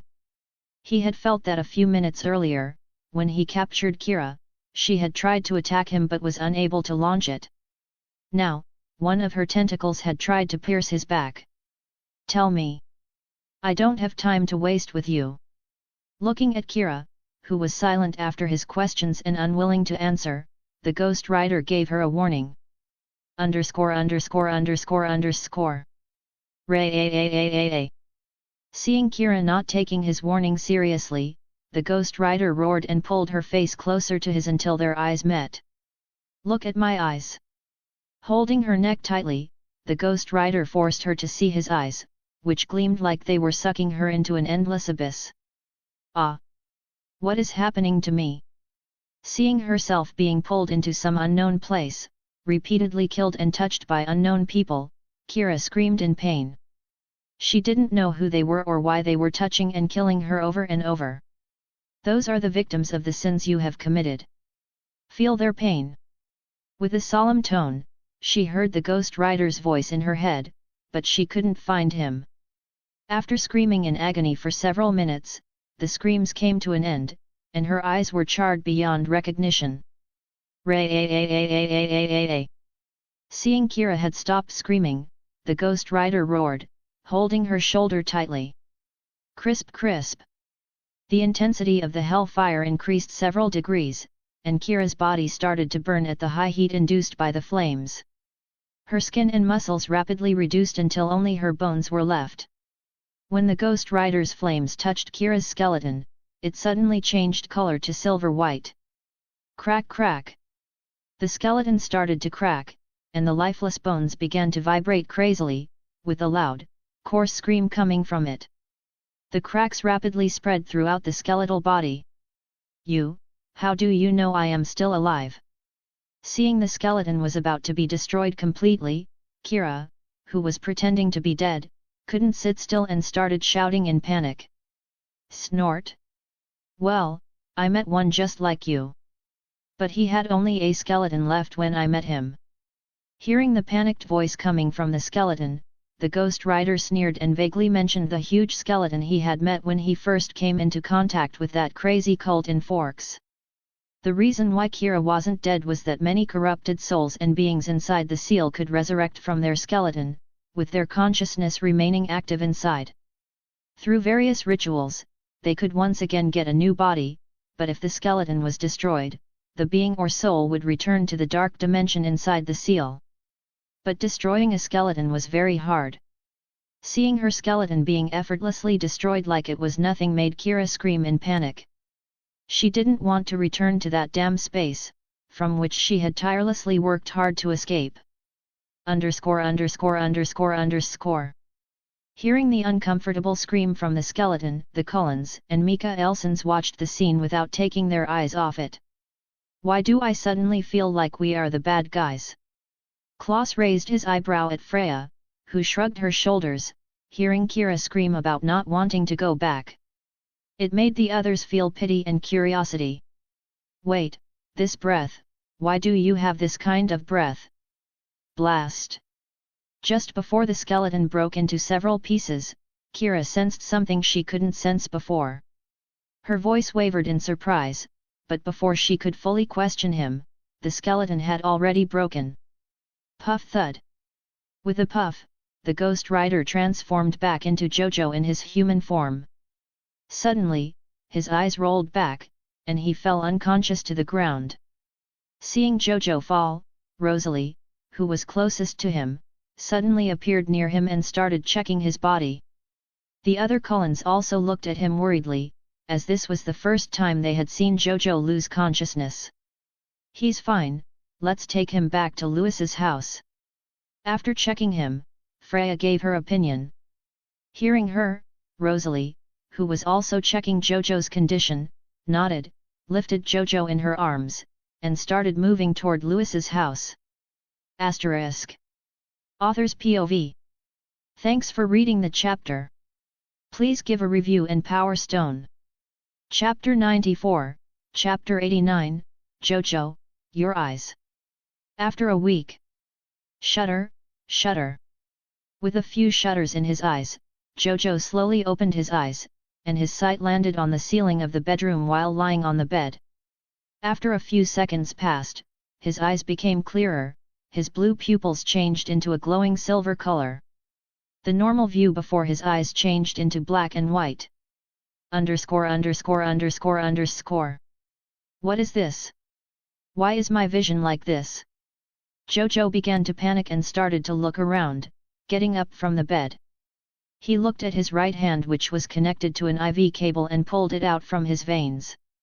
When the insertion section was pulled out, the hole created by it closed immediately. Hearing the sound of movement from the bedroom, the Cullens and Mika Elsons, who were downstairs, looked in the direction of the bedroom where Jojo was lying. They moved towards the room to check it. Jojo was still looking around the room, wiping his eyes and trying to regain his normal vision. He stood from the bed and started walking out of the room to see if anyone was present. Just when he was about to open the room door, it was suddenly opened. Creak. Opening the door, Rosalie and Alice entered the room while the Cullens followed behind her. After Hope, Freya and the other Mika Elsons entered the room and stood before him. Seeing Jojo was awake, Alice pounced on him and hugged him tightly with a wide smile. "Jojo, your eyes." When Rosalie was about to follow, she saw the changes in Jojo's eyes, which were usually an eye-catching blue color, now a glowing silver color. Worried, she looked at him. "What happened to your eyes? They're glowing brightly." Freya moved closer and examined his eyes to know what was happening. Sigh. "I don't know, when I woke up, my vision suddenly turned into black and white." Shaking his head with a sigh, Jojo told them what happened after he woke up. Underscore. "Are you all right?" Hearing Jojo couldn't perceive color anymore, Hope became worried and asked in concern. "Let me check." Carlyle moved forward, held Jojo's shoulder with his hands, and made him sit on the bed. He continued his examination to see what was wrong with Jojo's eyes. While Carlyle was checking his eyes, he put a finger flashlight he was carrying in his pocket in Jojo's eyes. Seeing there was no reaction from his pupil when the light hit it, Carlyle's eyes narrowed. "Do your eyes feel any irritation or discomfort?" With a serious tone, Carlyle asked Jojo, who was looking at the light without blinking. "Wait, you mean the flashlight is on, but I don't see it?" Jojo, who was waiting for a few seconds for Carlyle to switch on the flashlight, was stunned. Hearing Carlyle's question, his eyes widened in realization, and he nodded his head. "Wait." Just when Carlyle was about to conclude his examination, Jojo stopped him and pointed at Biffer, who was looking at the commotion inside through the gap in the half-closed door. "I can see Biffer and see his color." With a sigh, Jojo pointed at Biffer and exclaimed in shock. Underscore. "Really?" Hearing Jojo was able to see the dog's color without any problem, Carlyle sighed in relief. "It's a good thing. I think your eyes were awakening in ability. Let's wait for some time." Looking at the glowing eyes, Carlyle concluded that if Jojo couldn't see Biffer's color, he would have considered that he lost the ability to see color due to an internal injury. But now it was clear that he had no problem, it was just an ability awakening that must be going on, or Jojo hadn't yet figured out how to use the new ability he had awakened. While waiting, Jojo was chatting with Hope, who came to his side and asked him how he was feeling now. Underscore. When Jojo heard he was sleeping for a whole week, he was shocked. The last thing he remembered before he lost consciousness was using his fire breath to destroy Kira's body. During this time, many complaints were filed at the police station. And there were many search squads, helicopters were sent to find those missing persons. But they couldn't find any of them, which caused quite a stir. The search is still going on through various means. The cops were dead serious about finding those missing people. According to the information Klaus and Marcel collected, there is even a police squad that was chasing after a monster. Here is a document they stealthily took from them. Freya explained what happened after Jojo passed out regarding the huge moves the cops were making. And passed the file she had kept in one of the drawers and gave it to Jojo. With a serious expression, Jojo took the file. It was not a small thing. Countless people went missing or vanished into thin air without any clue, putting the cops on high alert. So Jojo needed to know what was happening on the cops' side to see if they had left any loose ends and correct them before unnecessary trouble came knocking on the door. While reading the report, he sighed in relief. It seemed this squad was suspecting a demon or a monster named Creepers. Suddenly, his mind went to the memory of a trilogy he watched in a previous life. Is it him? Seeing Jojo in deep thought, looking at the report in his hand, Hope, with a pout, pulled the report from his hand and threw it on the other side of the bed. Read it another time. Come on, let's go out to get some fresh air. She took Jojo's hand and pulled him from the bed with mock anger on her face. Sigh. With a defeated sigh, Jojo followed Hope with a worried smile while Rosalie and Alice gave him silly smiles. ________. Did something happen between them while I was sleeping? Seeing the reaction Alice and Rosalie gave him made him suspect they were up to something. Especially Rosalie, who was giving him a silly smile with a glint in her eyes. Jojo's doubt became solidified. ________. Twitch. Why are you following us, Dad? Seeing Klaus quietly trying to follow them, Hope's lip twitched, and she looked at her father with a question mark on her head. Well, I want to make sure no one will disturb you guys, you don't need to worry. With a bright innocent smile, Klaus tried to reason with Hope like a friendly father as much as he could. Snap crack. Thud. Rolling her eyes, hearing Klaus, who was trying his best to tag along, Hope snapped Klaus's neck with a flick of her fingers, and he fell to the ground unconscious with a thud. _______. Don't worry, he will be good as new after a few hours. Without any worry, Hope pulled Jojo out of the house, who was looking at the scene that happened before him with wide eyes. Puff. I didn't think someday Klaus would be snapped by his sweet daughter. Well done, Hope, as your aunt, I will give my full support. Rosalie, with a loud laugh, gave a thump to Hope with a bright smile. When Jojo stepped out of the house, suddenly his eyes turned back to normal, and he could see the colors normally. With a sigh, Jojo followed Hope, putting a note in his mind that he needed to explore this new ability to find out what it did. Vroom. With a vroom, Louis's car stopped before the house, and the family exited the car and eyed the house and the forest cautiously. Seeing their reaction, Jojo welcomed them and gave his word that all the problems regarding the pet cemetery were solved. Hearing Jojo's reassurance, they sighed, and Louis hugged Jojo, followed by Rachel, who was carrying Gage. Thank you very much for saving us and freeing our daughter. Louis gave a heartfelt thanks to Jojo. Jojo accepted his thanks and warned him not to do something stupid again like he did to Ellie's body. Asterisk. Author's POV. Thanks for reading the chapter. Please give a review and Power Stone. Chapter 95, Chapter 90, Core Heart is Destroyed. Unknown Room. Swoosh. With a strong wind, the window of the room opened, and a small Chihuahua dog entered the room through the opened window. It looked around the room, which was in a messy state. When its eyes landed on the figure playing video games on a computer. Growl. Rex. With a little growl, the dog jumped on the empty side of the computer desk and called Rex, who was engrossed in playing games.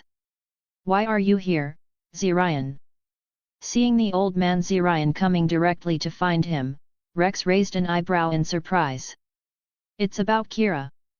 Nodding his dog head, Zirian started to explain why he was there. _______. Do you mean that smelly old hag is dead? Hearing Zirian mention that Kira is dead, Rex's first reaction was to laugh loudly, thinking the old man before him was trying to play a prank on him. _______. Seriously. Seeing the serious expression on Zirian's face as he looked at him without blinking, Rex stopped smiling and exclaimed in shock. He started to feel the gravity of the situation, and the atmosphere became heavy. When? With a solemn expression, Rex asked Zirian if Kira's death had been confirmed, suspecting there was a powerful force strong enough to kill one of them. A week ago, the core heart of hers in our secret base stopped beating and turned to ashes. Which means? Nodding his dog head, Zirian started to explain to Rex how the core hearts, which each of them left in one of their secret bases with tight security, worked. Flashback. When Zirian went to the secret base for a periodic checkup on the 3 core hearts, he found that Kira's heart had stopped beating and the transparent container that held her core heart was empty. There was only a small handful of ashes inside it. Seeing this, he went on high alert and started searching the base to see if there had been any breach of the security protocols they left behind for the safety of the core heart. After searching for a whole day, he couldn't find any trace of a security breach, which made him conclude that Kira had met her end at the hands of a powerful enemy, who had used some means to kill her and destroy the core heart as well. This bothered Zirian greatly because it meant someone was able to destroy one of the most important things in their possession. So, he immediately went to find Rex to inform him about this matter. Flashback end. Should we try to find the enemy who killed Kira? Nodding his head in understanding, Rex suggested to Zirian that they find the culprit. Mentioning the killer, his eyes turned red with black cracks appearing around them. According to him, they needed to find the culprit as soon as possible and eliminate them before the killers became a big problem for them. Sigh. No, we can't risk exposing ourselves to them, who knows who is behind this or how many are behind it, so we need to be careful and proceed with our plans with utmost secrecy.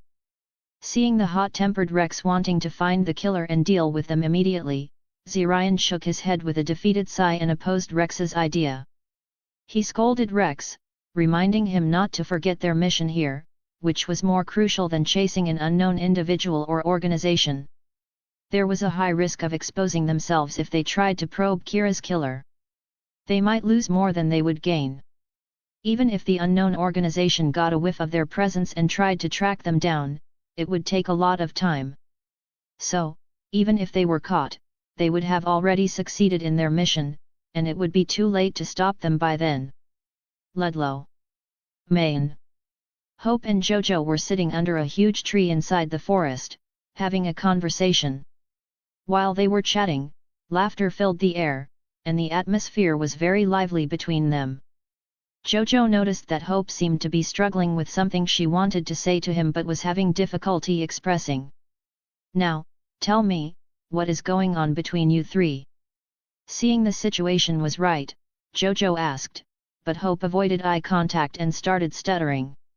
It's girls' talk, men shouldn't interfere. Hump. With a mock pout, Hope turned her head in anger while folding both arms. Sigh. All right, then tell me what is bothering you. Raising his hands in surrender, Jojo came to the main point. Well, you see, while you were in deep sleep, Alice, Rosalie, and I had a chat. They were really funny, and we became friends. You see, during the conversation, I got to know them more. After hesitating for a moment, Hope explained with a smile on her face and paused for a second. You already know I was going to a school specially made for us, so I thought of inviting them. Looking at the expectant gaze Hope was giving him while stating her idea, Jojo replied. It's their decision, Hope. I won't interfere in it. Jojo shook his head, shrugged his shoulders, and stated that the ones she needed to talk to were the Cullens, not him. After their conversation, they returned, and Hope invited the Cullens to join the same school as her in Mystic Falls but was rejected. The Cullens stated they were happy with their life as it is now.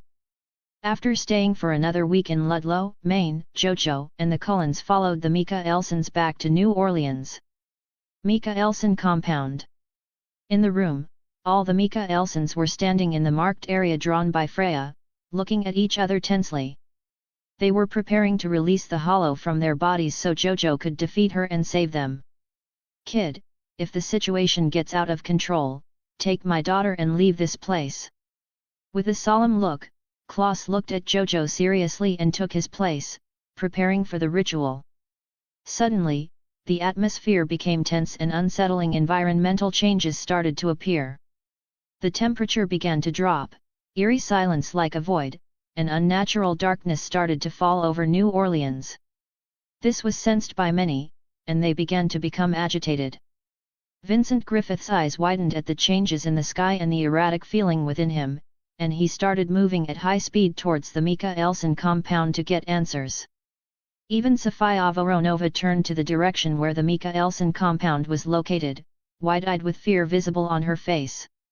Without wasting any time, she too sprinted at high speed towards the Mika Elson compound with a serious expression. All she wanted was to hear that what was on her mind wasn't true. Asterisk. Author's POV. Thanks for reading the chapter. Please give a review in Power Stone. Chapter 96, Chapter 91, Why Am I Feeling Pity for You? A/N guys, sorry for the late update. I was unable to upload new chapters due to a network problem which left me unable to use my Airtel Xtreme Fiber for the past 15 days. Asterisk. Mikhailson's compound. While inside the Mikhailson compound, Klaus, Elijah, Rebecca, and Cole are the direct vessels for the Hollow Spirit, each carrying a part of the Hollow Spirit within them.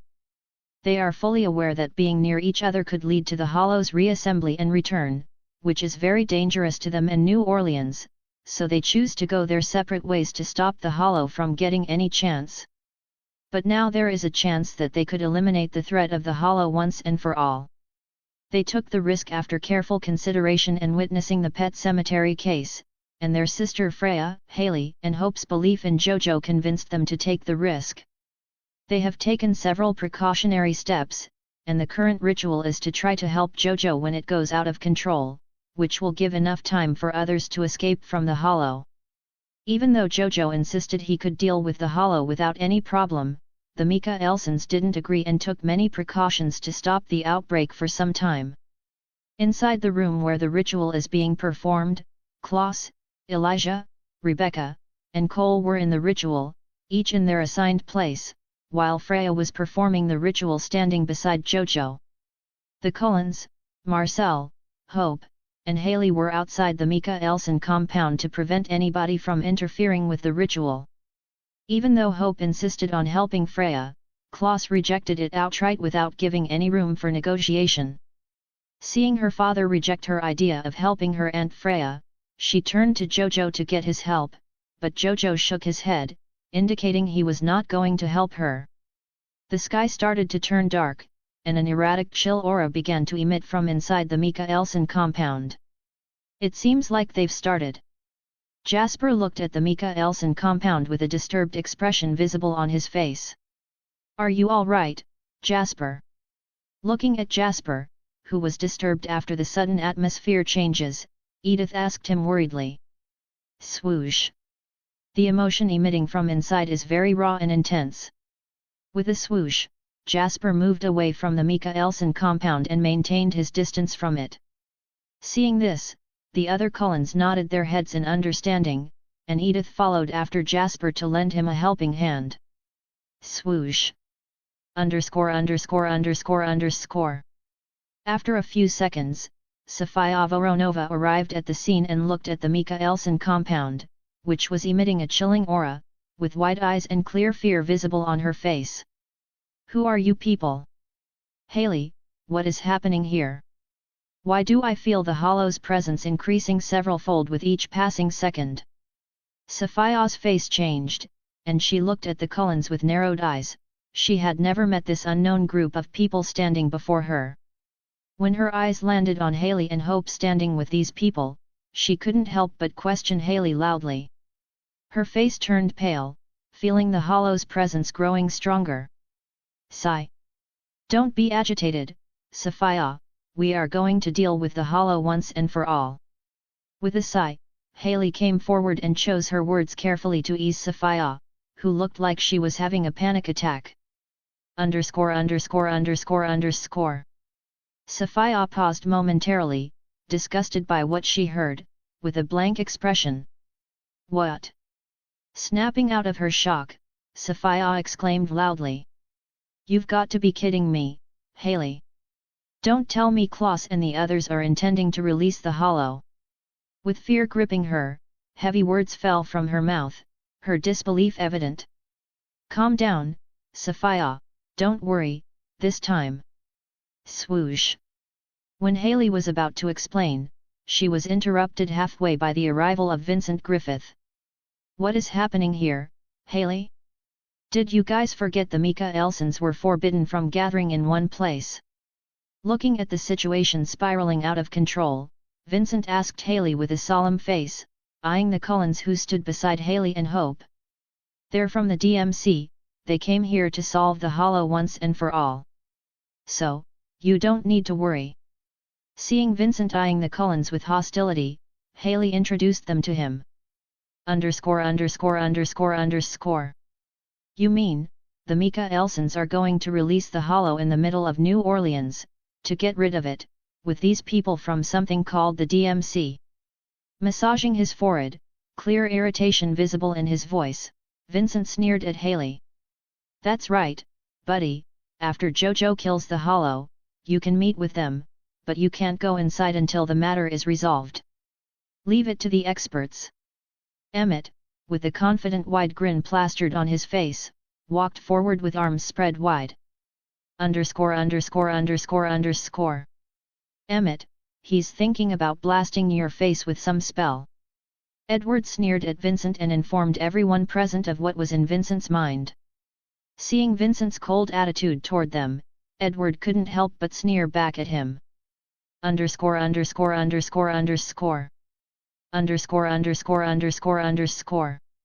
Did he just read my mind? With clear shock visible on his face, Vincent looked at Edward with wide eyes.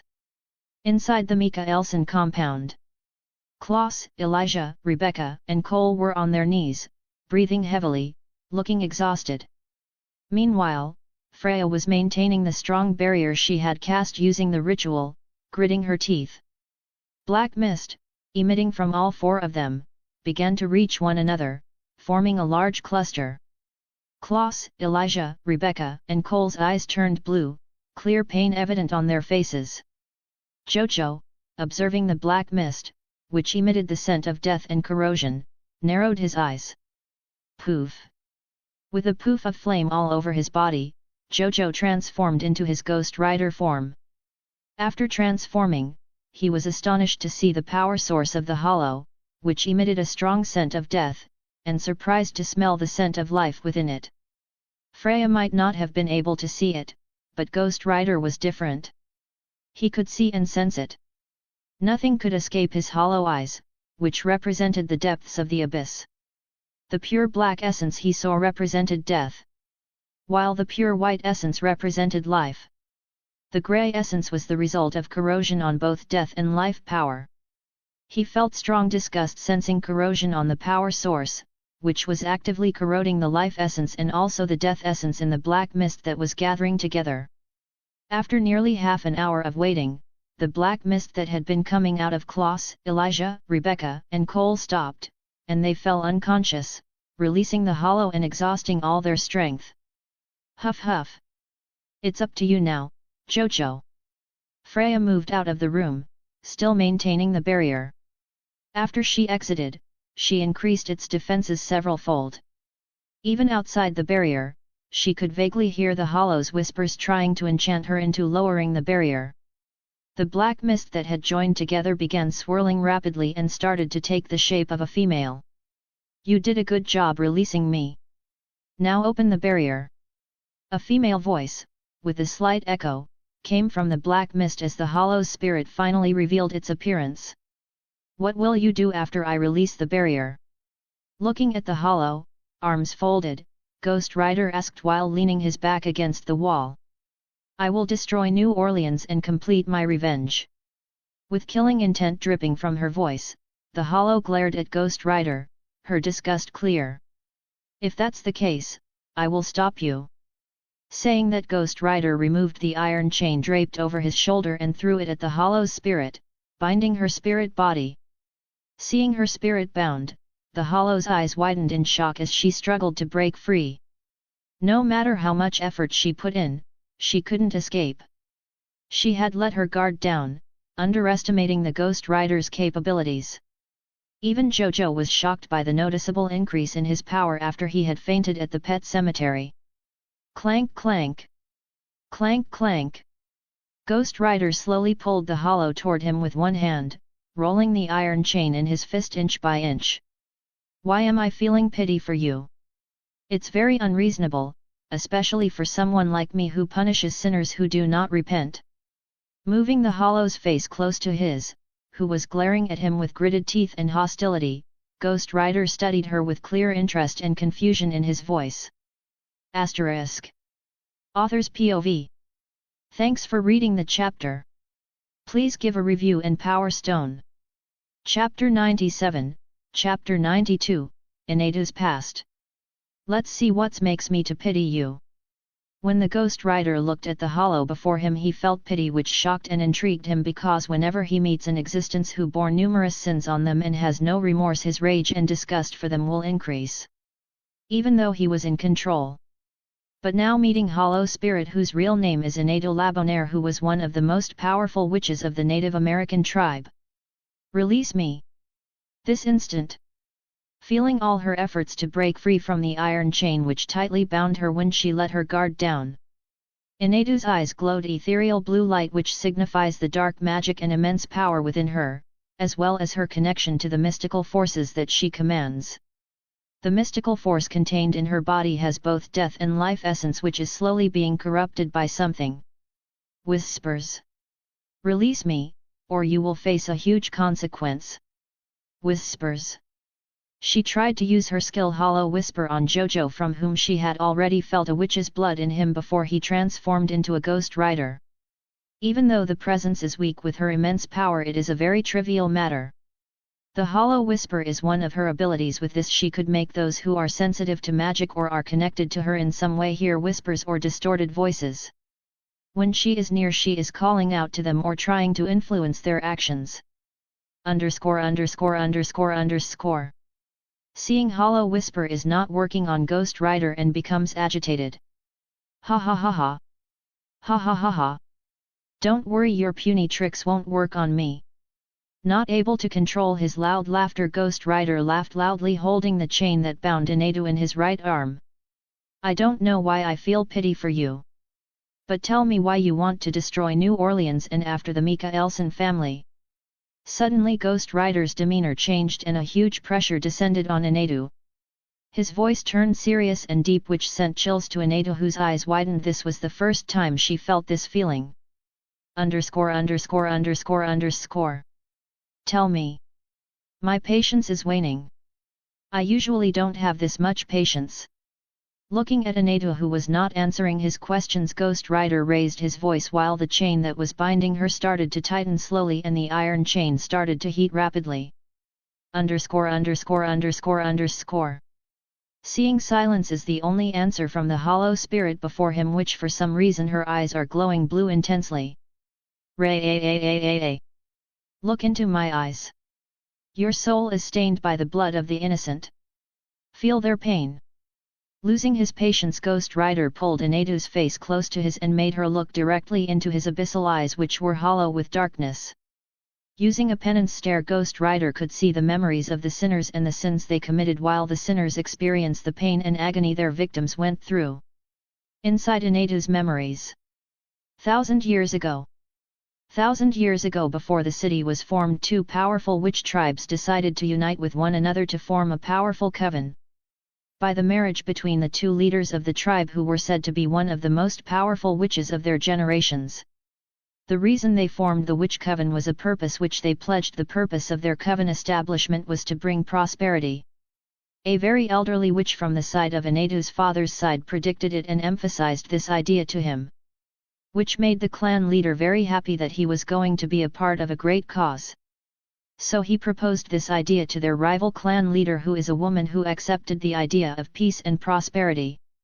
After marriage, the coven became peaceful and the families of the coven members started to flourish, which made Inedu's father and mother very happy that they made the great decision. Jojo, who was in his normal human form, looked at all these things happening before his eyes. His eyes widened in shock, because this was not just a memory fragment of Inedu who was committing sins. The scenario before him looks like he was viewing the past from the origin of Inedu. Even though he was in the past, he wasn't able to touch or feel anyone or any objects before him. And no one could see the scenes before him played by fast-forwarding and showing him the important parts of it. Shit! I was really inside Inedu's past. Cursing loudly, Jojo saw even his voice was not audible to anyone present. Is this due to my increase in my power, which was unlocked due to the past hunt in the pet cemetery case, or do I already possess it and activate it subconsciously?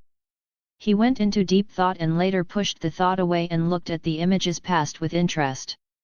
He wants to know why his Ghost Rider self felt pity for her. Days went by, several months passed very fast, like being fast-forwarded.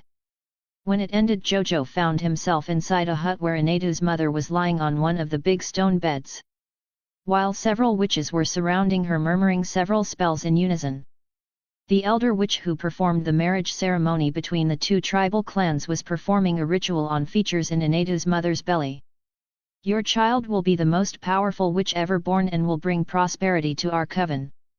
With an elderly gentleman's smile on his face, the elder informed Inedu's mother, who smiled. Thanks for the help, elder. I know my child will bring peace and prosperity to our world. Thanking the elder, Inedu's mother left the hut while her mood was very happy and wanted to inform her husband about the good news. You guys can leave now. After Inedu's mother left the face of the elder, who was just a second ago smiling like a kind old man, his smile vanished from his face like it never existed in the first place. He coldly turned to the others present in the room and ordered them to leave his hut. After receiving the order, all those present inside the hut left one after another after giving their respect to the elder. Seeing the respect the elder is receiving from other coven members, Jojo concludes he must have a big influence on this coven. But looking at the elder, who changed his attitude like he was just wearing a mask, Jojo narrowed his eyes. He felt that something was wrong with this elder. In this space he is currently unable to access the power of the spirit of vengeance. He is only a spectator. After everyone left midnight, when the full moon illuminates the night sky, Jojo was still inside the hut looking at the elder, who was currently drawing various runic rituals on the ground with his blood with white eyes. He had already seen this rune when he hunted the serial killers and the cult members who tried to sacrifice the life of the girls from the Quilut tribe, later stopped by him. Now he once again saw the same runes here in the Inedu's past. Don't tell me even Inedu is connected to it. Jojo gasped at the revelation happening before him. After drawing the runes with his blood, the elder walked to the one end of the corner of the hut where he lifted the bag made of some animal skin. From inside the bag, the elder took a skull which seems to be an upper part of the wolf's skull. On the forehead of the skull, an inverted star rune is present in it. He placed the skull inside the rune and took several parts of the bones of the wolf on different parts. Creak creak. After placing it, the elder started to push the stone bed with some difficulty. Creak creak. When the stone bed was pushed aside, beneath the bed there was a huge red-colored skull with two huge spiral horns like sheep. He took the skull and placed it in the center of the runes. Thud. With a thud, the elder kneeled, lifted his both arms and started to chant like he was worshipping the skull in the middle. I have heard your prayers, mortal. What do you want? The red skull started floating in the air while its hollow eyes were emitting bright red light, and a creepy voice came from it. Hearing the voice, the elder's eyes widened and placed his head on the ground in submission while tears of joy came from his eyes. Asterisk. Author's POV. Thanks for reading the chapter. Please give a review in Power Stone. Chapter 98, Chapter 93, Inedu's Past 2, From Birth to Death. When the motionless skull suddenly emitted a red aura and started floating in the air, Jojo narrowed his eyes, looking at the skull, which seemed to be possessed by something. I have heard your prayers, mortal. What do you want? The skull looked at the elder of the coven with its hollowed eyes. Shiver. Hearing the voice, the elder shivered, lifted his head, and looked at the skull staring back at him. A bright smile formed on his old wrinkled face while his eyes, hidden in excitement, glistened. He placed his head on the ground, and tears of joy fell from his eyes. Oh! Great Lord Radabe! In your shadow, we rise, in your name, we are redeemed. O Radabe, bringer of chaos and glory! With a satisfied smile on his face, the old elder praised the demon who appeared before him. Fu. Tell me, what do you want? With a chuckle, the skull moved close to the old elder and asked once again why the mortal had summoned him. My lord, all I want is immortality. Please, grant me eternal youth. Nodding his head, the old elder, without lifting his head, stated his demand. _________. There was a brief pause as the skull looked at the old mortal, who was at the end of his lifespan and might only have a few months, or at most 1 year, left to live. Ha! Now I remember you. You are the young mortal who back then summoned me and asked me to grant you immortality. Didn't I make it clear to you previously that your body would not be able to withstand it? Radabe, the demon, finally remembered that the young man who had summoned him 20 years ago asking for immortality was the same one standing before him now. Hearing that he had been summoned again for the same wish irritated Radabe, and his voice started to rise. Apologies, my lord. I have dedicated my life to it. After you left 20 years ago, I became very stressed, realizing that I would die like any other one day. The old elder started explaining what had happened after the last summoning, during which, although successful, he could not achieve his purpose. One day, while I was traveling, I came across an astrologer performing an astrological prediction on an unborn baby. Out of curiosity, I listened to what he was saying. I was astonished to see he could predict someone's future using the stars in the sky. Not wanting to offend the demon in front of him, the elder paused to gauge the demon's reaction, who was still listening intently. Then I realized something: why don't I use astrology to find myself a perfect body? So using it, I could succeed in my quest for immortality.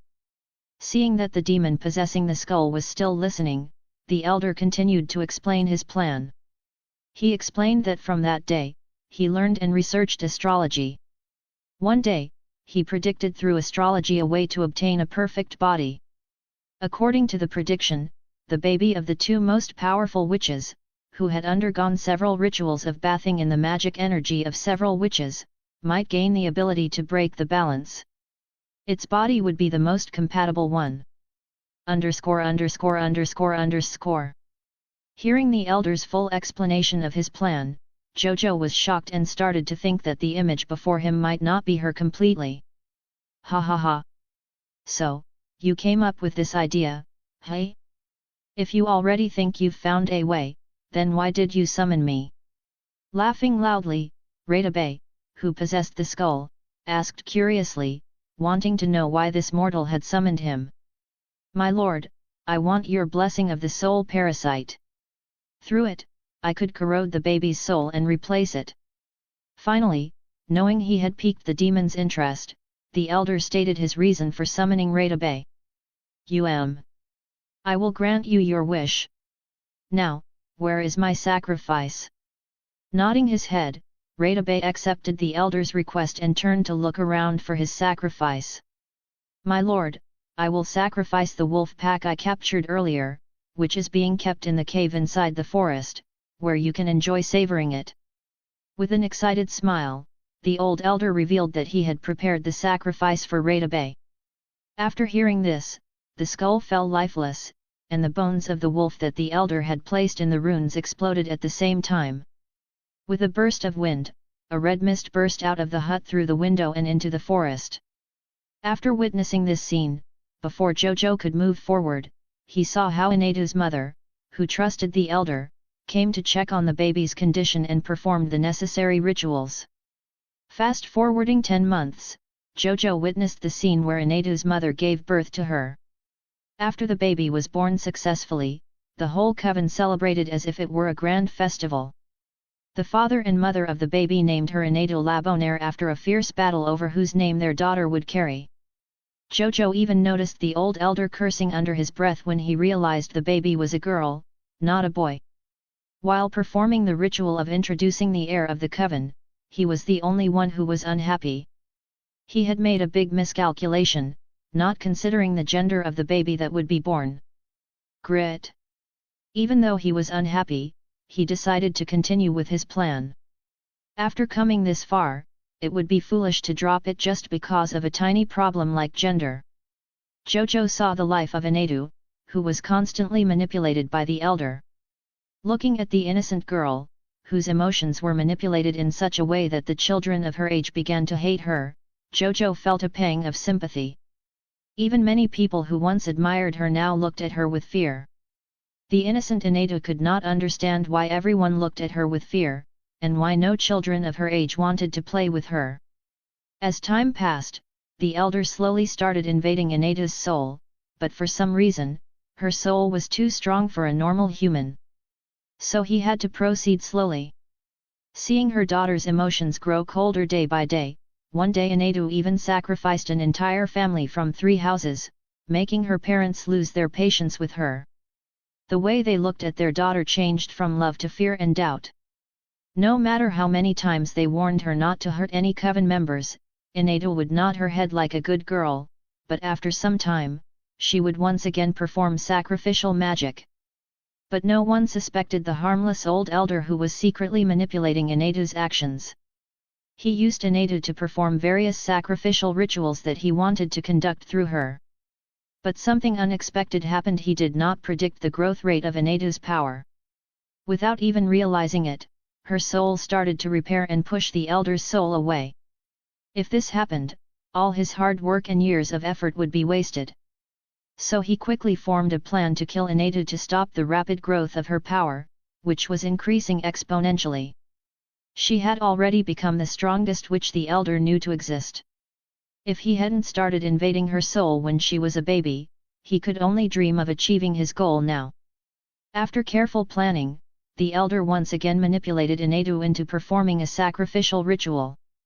But this time, it was a larger one, involving the sacrifice of nearly half the coven. After manipulating her, the elder hurriedly went to the coven leaders and told them that their evil daughter was going to perform sacrificial magic once again, but this time she intended to sacrifice half the coven. When the leaders learned of their daughter's unforgivable sin against nature, all members of the coven, along with the other 3 elders, demanded Anatu's execution before the situation got out of control. They all went with the leaders to catch Anatu and bring her to justice. When they arrived at the location provided by the elder, they saw Anatu in the middle of performing a sacrificial ritual. Catching her off guard, the angry coven members seized her and dragged her toward the stone bed in the cave. The old elder, with a small smirk that quickly vanished, passed a short sword to Anatu's mother and asked her to kill Anatu, stating that only she had the power to end her mortal life. _______. Nodding her head with a solemn look on her face, Anatu's mother took the short knife and stabbed Anatu in the abdomen. No matter how much she begged her coven members and parents to spare her, Anatu, with tear-filled eyes blazing with hatred, cast sacrificial magic using her own life. She cursed her coven, including her parents, to become werewolves. Watching the scenes unfold before him, Jojo couldn't help but feel worried. He had never expected those corrupt demons to be involved, even in Anatu's past. After Anatu's death, her spirit killed and tortured the coven members who had betrayed her. During this time, her spirit gained a new name, which they uttered in fear: the Hollow. To prevent further chaos, they burned her body and tried to eliminate the Hollow, but 4 of her bones remained indestructible. No matter what they did or what rituals they performed, they could not destroy them. Even the old elder became scared, so he arranged for 4 families to be responsible for guarding the 4 bones, ensuring they would never come into contact with one another. His soul, once again, started to corrode Anatu's spirit. He couldn't take the risk of Anatu gaining more power. His prediction had been wrong. Anatu's spirit had grown into a force that could rapidly increase in strength.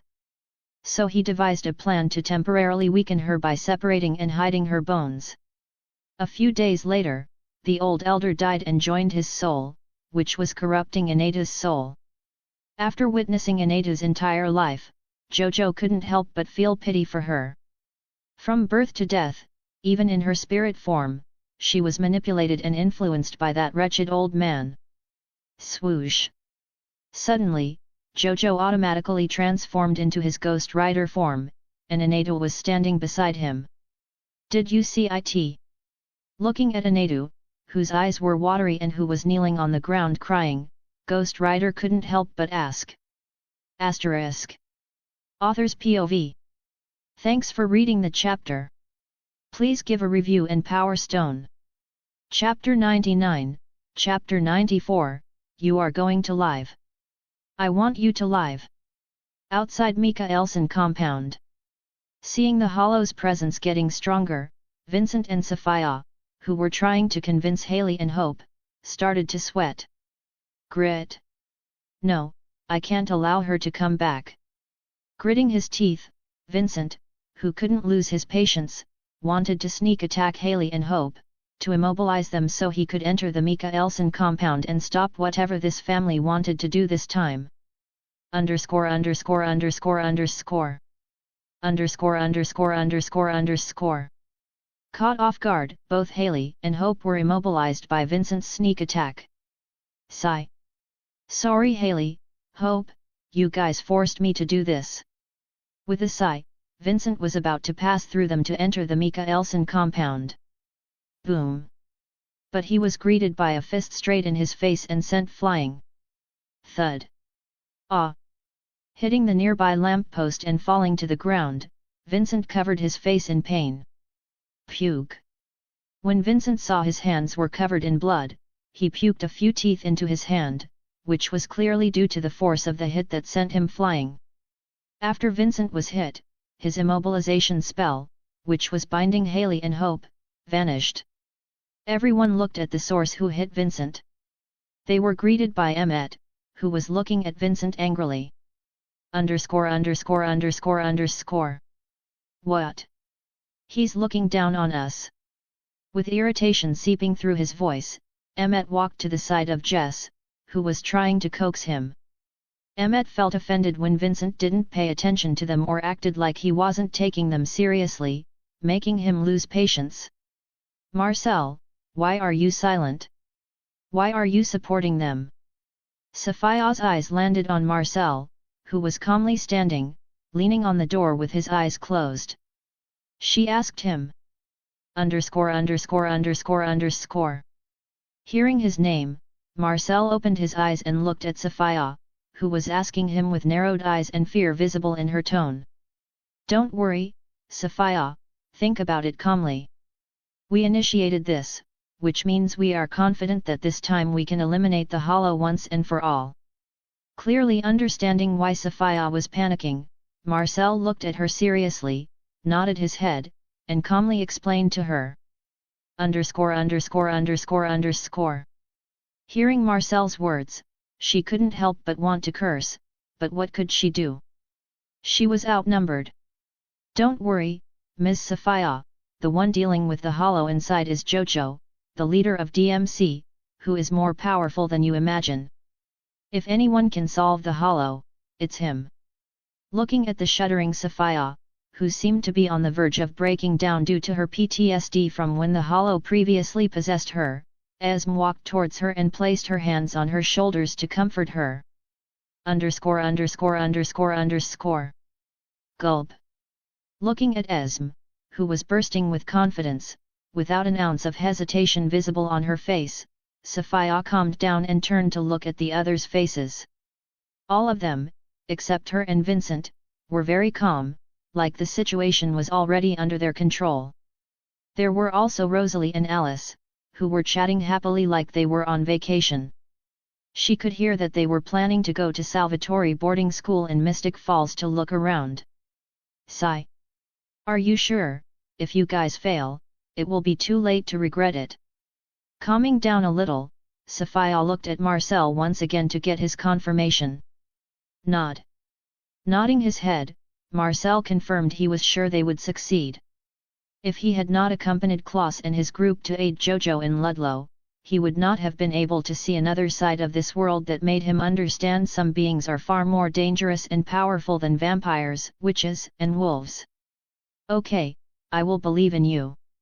After a few seconds of silence and with a defeated sigh, Sophia accepted their fate.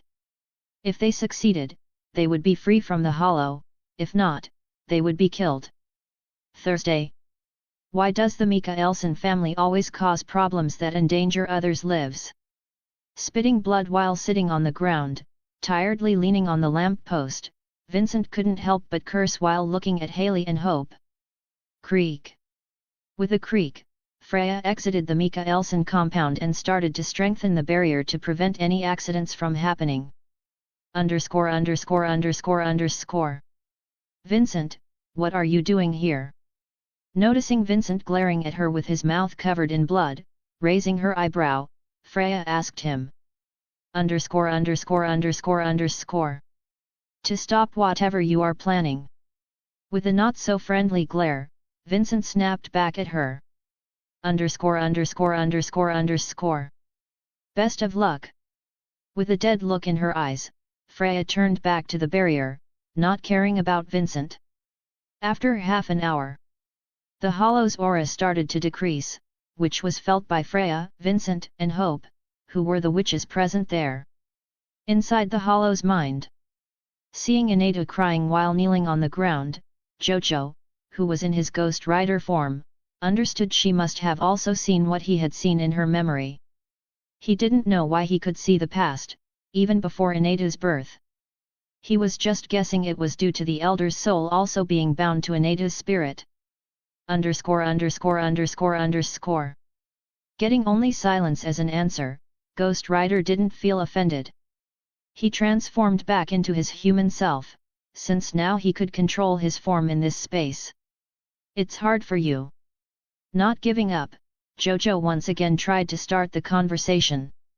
After a few seconds of silence. __________. Not answering his question, Anatu, with her tear-filled eyes, lifted her head and looked at Jojo's figure while not letting her guard down against him. You're also one of those demons, right? The Elder summoned one. I saw it. Looking at Jojo with narrowed eyes, Anatu asked him cautiously.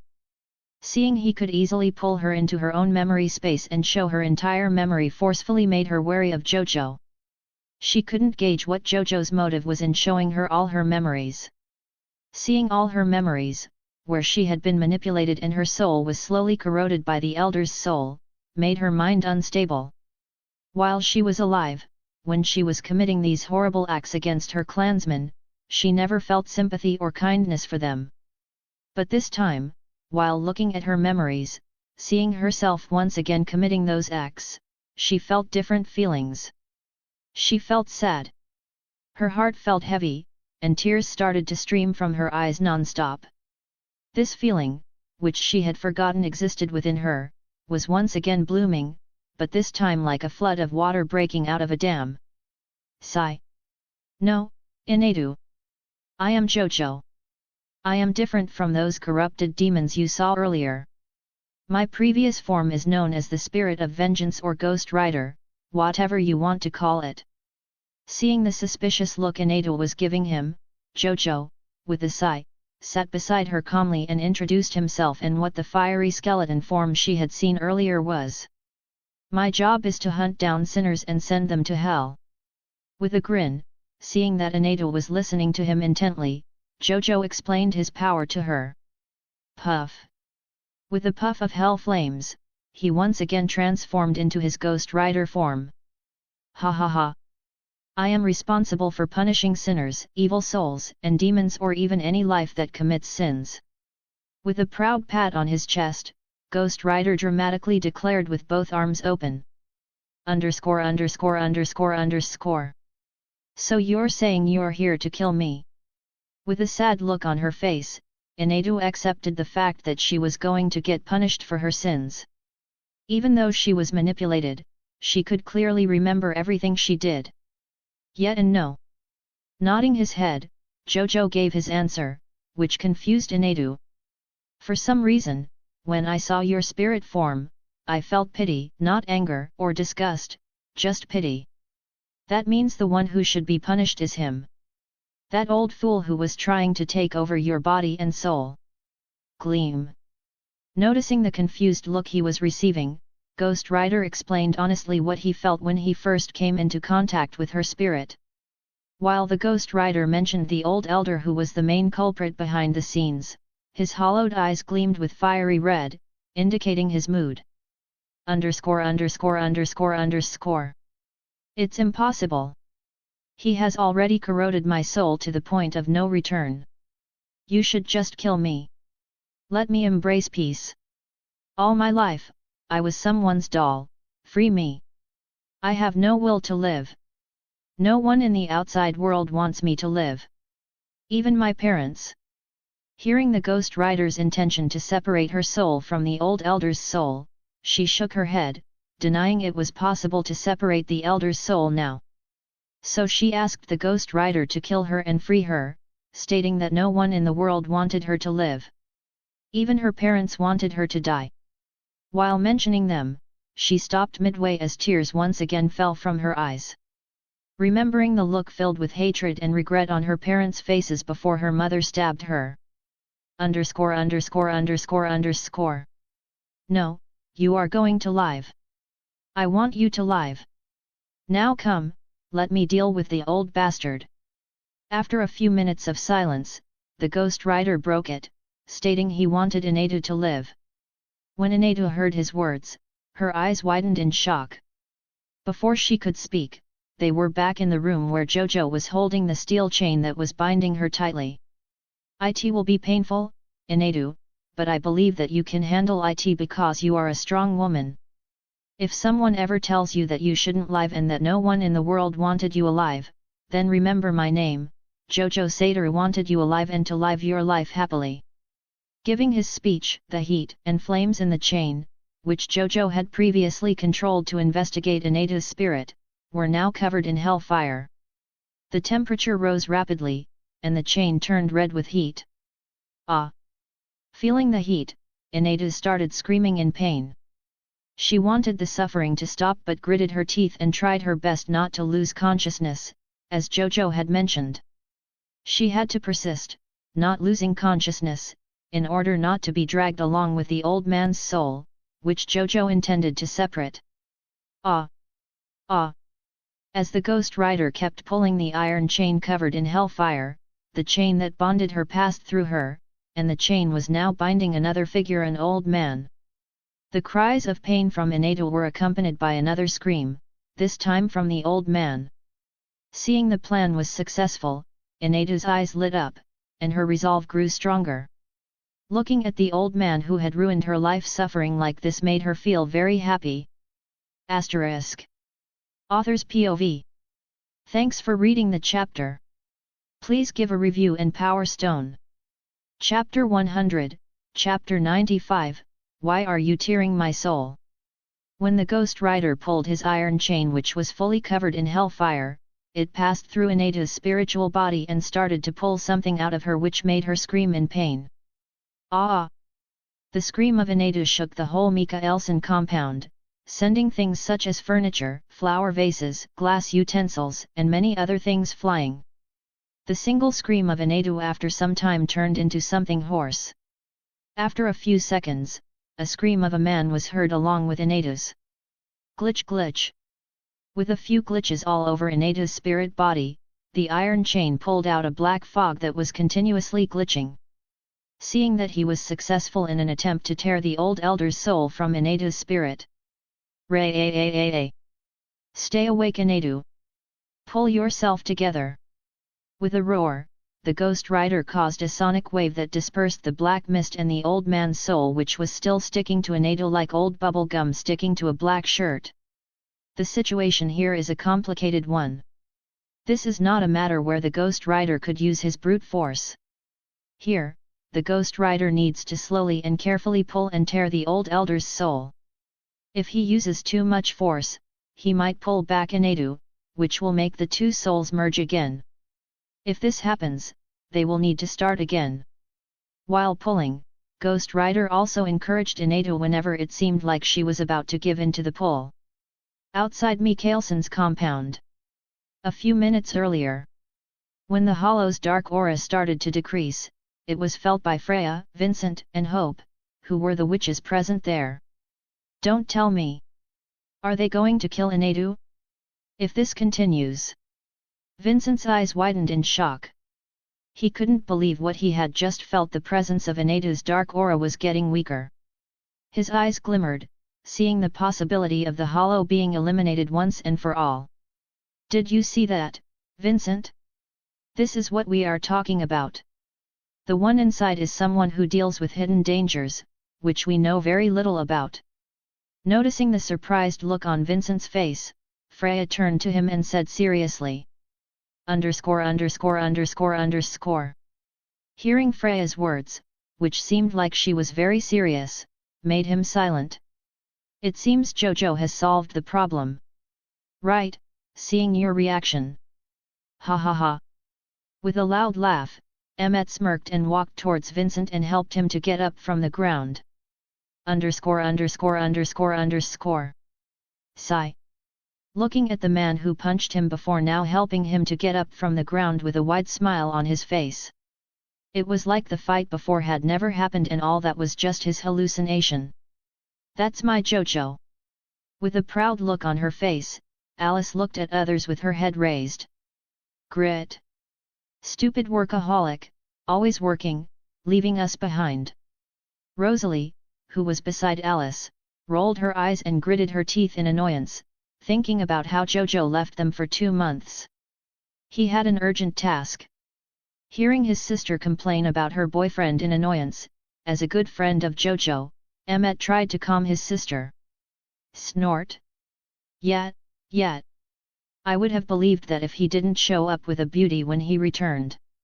With a snort, Rosalie shot back at Emmet, who closed his mouth as soon as he opened it to speak. He could see his sister being very possessive when it comes to Jojo. Just when they were conversing, they heard a high-pitched piercing scream of a woman coming from inside. Hearing the scream coming from inside, all of them panicked and hurried inside to see what happened. If they had tried to eliminate the hollow spirit form once and for all, whether it was fruitful or not. It will be painful, Inadu, but I believe that you can handle it because you are a strong woman. If someone ever tells you that you shouldn't live and that no one in the world wanted you alive, then remember my name, Jojo Sadaru wanted you alive and to live your life happily. Just when they were about to open the door, they heard Jojo's hoarse voice, who was trying his best to motivate her. Underscore underscore underscore underscore. Underscore underscore underscore underscore. Underscore underscore underscore underscore. All of them were frozen in place when they heard it. What they heard just now was not what they expected to hear. All of them, with confused looks on their faces, looked at the door. Grit. Open it. Marcel, we can't let the hollow live. With narrowed eyes, fully misunderstanding the situation inside, gritting the few teeth still intact in his mouth in frustration, Vincent roared and urged Marcel to open the door. Click creak. Opening the door in full swing, all of them entered to see the scene before them, which shocked all of them. Ah! Underscore underscore underscore underscore. Underscore underscore underscore underscore. Underscore underscore underscore underscore. They saw Jojo in his Ghost Rider form, using his iron chain, which was burning in fire, pulling a black mist from a transparent woman before them who was screaming in pain. They were stunned for a second, processing what was happening before them. Ray. When the sonic wave caused by Ghost Rider's roar dispersed the black mist, they saw an old man who Jojo was trying to pull out of Inadu's spirit. Present. Leave me. Who are you? Why are you tearing my soul? The old elder, who had regained his consciousness previously in a sleep state to fully merge with Inadu's soul and consciousness, roared at the Ghost Rider, angry. Ha ha ha. Just you wait. This is just the beginning. With a sneer, Ghost Rider laughed loudly, and his pull became stronger. After watching the whole past of Inadu and how the old bastard before him had manipulated a whole coven in Inadu, not to mention worshipping a demon, all Ghost Rider wanted to do was make this old parasitic soul suffer the most painful death that he had feared the most. Just a little Inadu. Then you will be free from his clutches. Seeing he had already pulled most of the old elder's soul out of Inadu's spirit, Ghost Rider reminded Inadu to keep her resolve strong, just a little more. Tear. Ah! With the tearing sound and the hollowing scream of the old elder, his soul finally separated from Inadu's spirit completely after struggling for all this time. You. Why did you ruin all my hard work? My dream of achieving immortality is right in my clutches. Why? Looking at his soul, now completely separated from Inadu's, the elder could not help but curse in anger and frustration.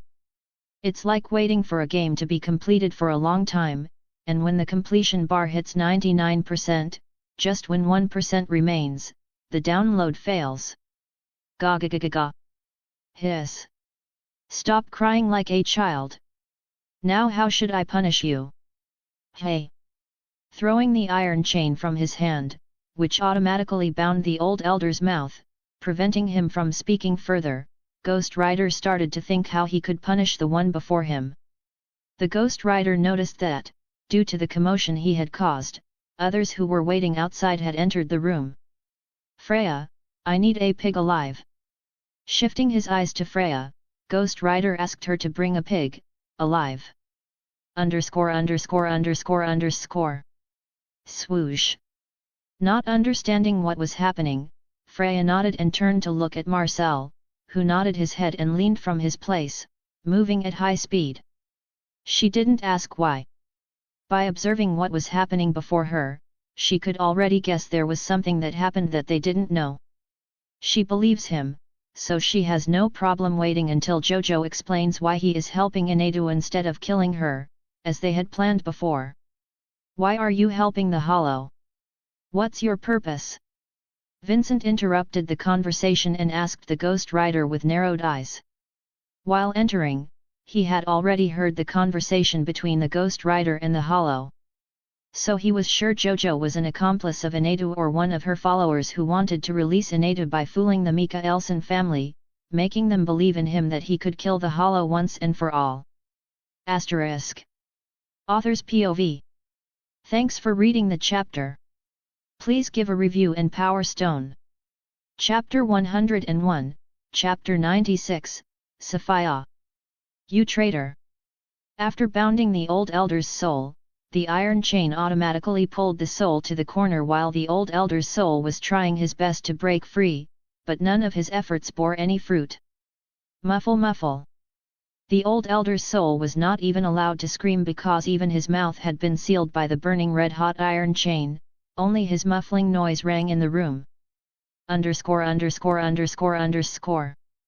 Sensing the hostility behind him, he noticed Vincent, who questioned him while eyeing him with a frown and wanted to confront him. Keep quiet, weirdo. I will explain later. Not taking a second glance at him, the Ghost Rider turned his attention to Inedu's spirit, which was slowly turning transparent. Don't lose your consciousness. Let me examine you. Ghost Rider begins examining Inedu's soul, in which he finds that instead of getting stronger, it is slowly dispersing. After examining, the Ghost Rider realized the old elder had already digested more than half of Inedu's soul. When the Ghost Rider removed the parasitic old elder's soul from Inedu's, it destroyed the balance of her soul. Due to the severe damage beyond repair, the soul slowly started to disperse into nothingness. Sigh. It seems like I don't have any time left. I am sorry for the trouble I caused you guys, forgive me. Lord Jojo, thanks for letting me have my freedom. Noticing her presence slowly getting weaker and weaker with each passing second, with a genuine smile and a sigh, she apologized to the Mikaelson family for what she did to them. Even though she had been manipulated by that old fucker, she didn't want to shrug off what she did. Who said you are going to die? Hey! Didn't I say it to you clearly? I, Ghost Rider, want to give you a second chance. Just when Inedu was about to accept her fate of being turned into nothingness. When a soul is severely damaged and beyond repair, it disperses and will never be able to be reborn again.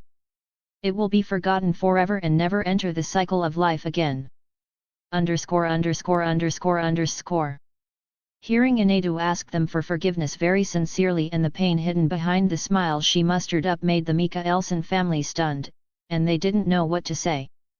While listening to the conversation between Jojo, who turned into Ghost Rider, and Inedu, they could vaguely guess that for some reason, Jojo was trying to save Inedu instead of killing her.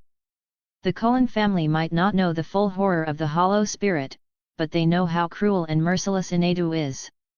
After spending so much time with Jojo, they already knew in his Ghost Rider form, that Jojo's task was to eradicate sinners and escort them to hell.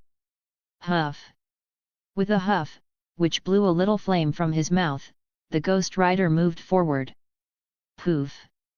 With a poof, the flames all over his skeletal body started to burn intensely while his hollow eyes were glimmering at the center of it. When the intensity of the threshold reached a certain limit, the flames in his body slowly started to produce a blue hue. The blue hue slowly started to spread all over his body. When the intensity of the flame decreased, Ghost Rider was standing before them. But this time was different because they saw Ghost Rider's skeletal body covered in blue flames instead of red flames. Why did his flames turn blue? Hope looked at the Ghost Rider, whose body now was burning with blue flames instead of the usual red, worried, and asked Rosalie, who was next to her.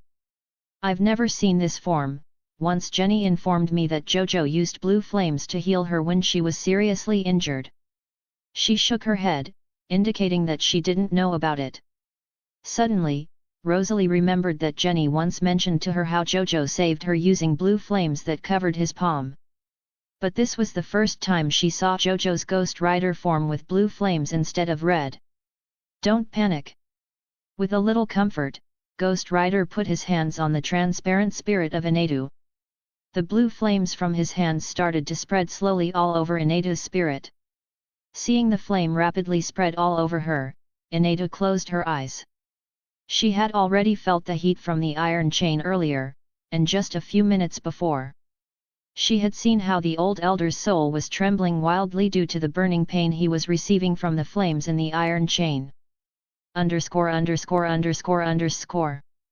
But she didn't feel any pain. Instead, she felt comfortable, and warm, like she was being embraced by her mom when she was a kid. She was very confused. She had just seen how fast the blue flames covered all over her body, that's why she closed her eyes, expecting burning pain. So when she opened her eyes, she saw her whole body was covered in blue flames. Inadu's spirit, which was dispersing, stopped, and her spirit, which was getting transparent, was once again gaining visibility. Once her spirit became visible, Inadu's presence started to get stronger. It's so comfortable. Inadu, who was lost in the feeling, blurted out what was on her mind. Haha. Should be. I am using my angel form. With a laugh, Ghost Rider explained to her about his angel form, which is also known as Angel Rider. After 2 minutes, Inadu's soul had been fully healed, and her spirit could now move freely. She wouldn't disperse due to the instability of her previously damaged soul. Poof! Huff huff! With a poof, Angel Rider's form dispersed, and Jojo returned to his human form while he was breathing heavily. Before, when he helped Jenny heal her serious wound, he could just barely use the blue flame of the Angel Rider, which only covered his palm for a few seconds with great difficulty. But now, he could maintain the Angel Rider form fully for a minute comfortably and another minute if he tried very hard. Water. Seeing the sweaty Jojo, who was breathing heavily like he had just completed a marathon, Freya took her bottle, which had previously fallen to the ground because of Inadu's scream, and gave it to him. Thanks, it's tiring to maintain that form. Sigh. With a nod, Jojo took the bottle and started drinking it like his life depended on it. Now can you explain why you needed to save Inadu using all your efforts? And what was that earlier?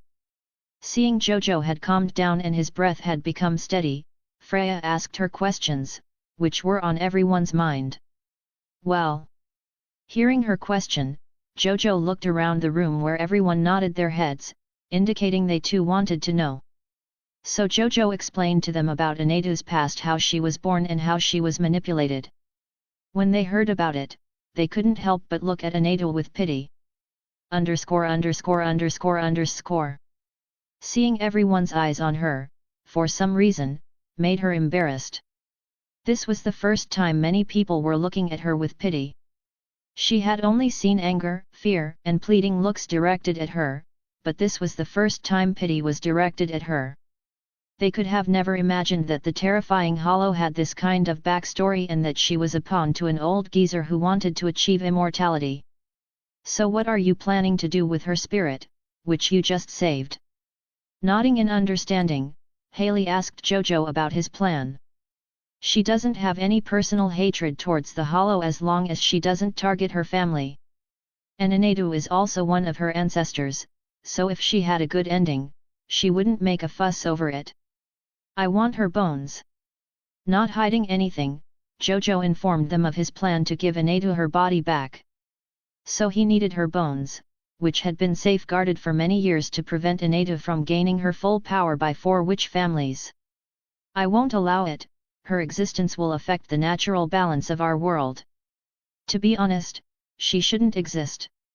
Listening to Jojo's plan, Vincent couldn't help but interject in the middle of the conversation, loudly shouting at Jojo and pointing his finger at him. _______. Sigh. Somebody give this man a plaster for his mouth. Jojo looked at Vincent with dead eyes and exclaimed, pointing at him. Cough. Among the 4 bones, I have 1, and Vincent has 3 ever since last time Hollow succeeded in collecting them. Sophia, who had all this time been quietly listening to the conversation taking place before her, deliberately coughed to get his attention and informed them about the bones' locations. Sophia, you traitor! He was being betrayed by Sophia, whose family was also one of the guardians who had been guarding one of Enadu's bones for many generations. Then I will accompany Sophia to get them. Volunteering, Haley decided she would accompany Sophia to collect all 4 bones. They left the Mikaelson compound, ignoring the curses from Vincent, whose mouth was later plastered with tape by Emmett, who was annoyed by him. Asterisk. Author's POV. Thanks for reading the chapter. Please give a review and Power Stone. Chapter 102, Chapter 97, I am an adult of over 1,000 years. Mikaelson compound. When Haley and Sophia returned after retrieving the 4 parts of Enadu's bones from where Sophia had kept one, they thoroughly checked Vincent's house to find it. The dark aura of the Hollow disappeared after she was completely sealed inside the members of the Mikaelson family. Even though the bones have lost their purpose of containing the Hollow's spirit, Vincent and Sophia decide to keep it as a sovereign. It is also a very tough bone, a very hard part of Enadu's remains, which has been subjected to destroying it. No matter what they tried, how many methods were used, how many powerful witches tried, they couldn't even scratch these 4 bones. Enadu, you can recreate it, right? Placing the bones before Enadu, who was looking at it, Jojo asked her. I can recreate it, but it will at least take 2 years to fully create one. Nodding her head, Enadu put her forefinger on her chin and thought for a second before replying. Nod. Do you want to do it here in New Orleans or at my place in Forks? Nodding his head and understood that it would take nearly 2 years to fully recreate her body. I will do it at your place. Without any hesitation, Enadu gave her answer hurriedly, informing her intention to go with him. After getting her answer, Jojo and the Cullen family left New Orleans a week later for Forks. All 4 Mikaelsons woke from their slumbers 2 days later after separating the Hollow's spirit from their bodies. While Klaus was the last one to wake from the deep slumber. Flashback. When Klaus woke up from his slumber and went to look for his lovely daughter and his wife to check if they were fine. Not finding anyone on the upper floor, he was anxious to know if they were fine. Hearing chanting sounds coming from downstairs, he hurried there to meet them. Sigh. When he came downstairs, Klaus sighed in relief, seeing that everyone was chatting happily, including Haley and Hope, who for some reason looked unhappy. She must be worried about me. Don't worry, little heart, your dad is fine. Looking at the gloomy Hope, Klaus came to the conclusion that she must have been very worried about him while he was in slumber for who knows how long. Grin. Hey! With a grin, just when he was about to call his sweet daughter, his eyes landed on a figure who, for some reason, was pale and translucent. ________. Did I see this correctly? Who is this? Just when Klaus's eyes curiously searched to see who the woman chatting with his daughter was, she looked gloomy. After a brief pause, his eyes widened in surprise and he screamed in panic. Hollow! It's the Hollow! Hope, move away! With a shaky voice, Klaus screamed in panic, seeing Aneta was not dead. Not only had she not died, but she also stood in his house along with his family, roaming the world freely like she had visited a relative's house. Hearing Klaus scream, everyone stopped their conversation and turned their attention toward him. Ha ha ha! When Klaus was screaming in panic, Elijah, Rebecca, and Cole, who woke up before him, had the same reaction as him and couldn't help but laugh at him. It was a rare sight seeing Klaus, who always showed confidence and arrogance in his demeanor. They couldn't help but laugh at him, and Rebecca, with a wide smirk, used this incident to tease him. Klaus's face darkened, not understanding why they were laughing and teasing him instead of worrying about the Hollow, who was roaming freely before him. Flashback ends. How about 2 days after, not a week? How about it? Hope, who was in low spirits, was trying her best to convince Jojo to postpone his travel to his home. But all her efforts were in vain. No matter how much she tried, she couldn't convince Jojo to stay back for some time or take her with him. This received firm opposition from Klaus, who stated that Hope was still a kid even by normal human standards. To make her own decisions, she needed to be 18 years old. Until then, as her parents, he and Haley were responsible for making important decisions in Hope's life. Klaus would have never thought that human-made rules would help him one day. Damn! Grit! Seeing her father standing in her way, Hope gritted her teeth in frustration, while cursing in her mind as she looked at Klaus with narrowed eyes. I am doing this for your good, Hope. Facing the full wrath of the unfriendly gaze directed at him by his daughter, he hardened his heart and consoled himself. After solving their main problem of not being able to meet one another, Klaus, after he woke up, had a brief chat with Haley and Freya, who knew everything from the start, and filled him in and others who joined in. So he came to an important decision, which was to train his daughter and unlock her werewolf and vampire sides. She needs to increase her control over her power on the witch side, and next, with a ritual, they will unlock her werewolf side. After she unlocks her werewolf side, she needs to train to master the control of her werewolf side. When her mastery over both witch and werewolf blood is final, they will unlock her vampire blood, which will be in a dormant state in her body. As a tribrid, she needs to master all 3 witch, werewolf, and vampire blood and should be able to use the abilities with relative ease.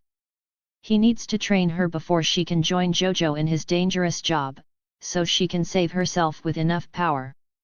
Pout. Then why is Aunt Freya going with them?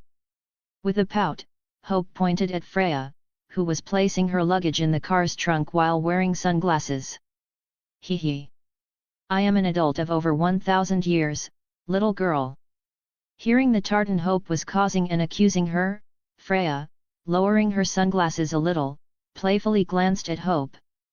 And with a smirk, Freya teased Hope, who was very frustrated, cursing it as very unfair to her. Whisper. Don't worry, I will keep an eye on him for you. Whisper. Leaning close to Hope's ear, Freya whispered in a low voice. Like hell, you would. Mutter. Turning her head away, Hope muttered under her breath and ran inside the Mika Elson compound. She might have believed Freya if she hadn't seen the look she was giving Jojo and the smile, which was the same as Rosalie's and Alice's, making her doubt her aunt's intentions. When she overheard Freya broke up with her girlfriend, Keelan Mulrow, who was in a serious lesbian relationship with her. But 6 months before she had broken up with Keelan Mulrow, she overheard her Aunt Freya and Haley's conversation when they were cooking in the kitchen.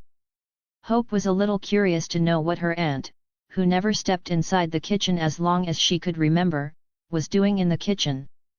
Forks. Jojo's house.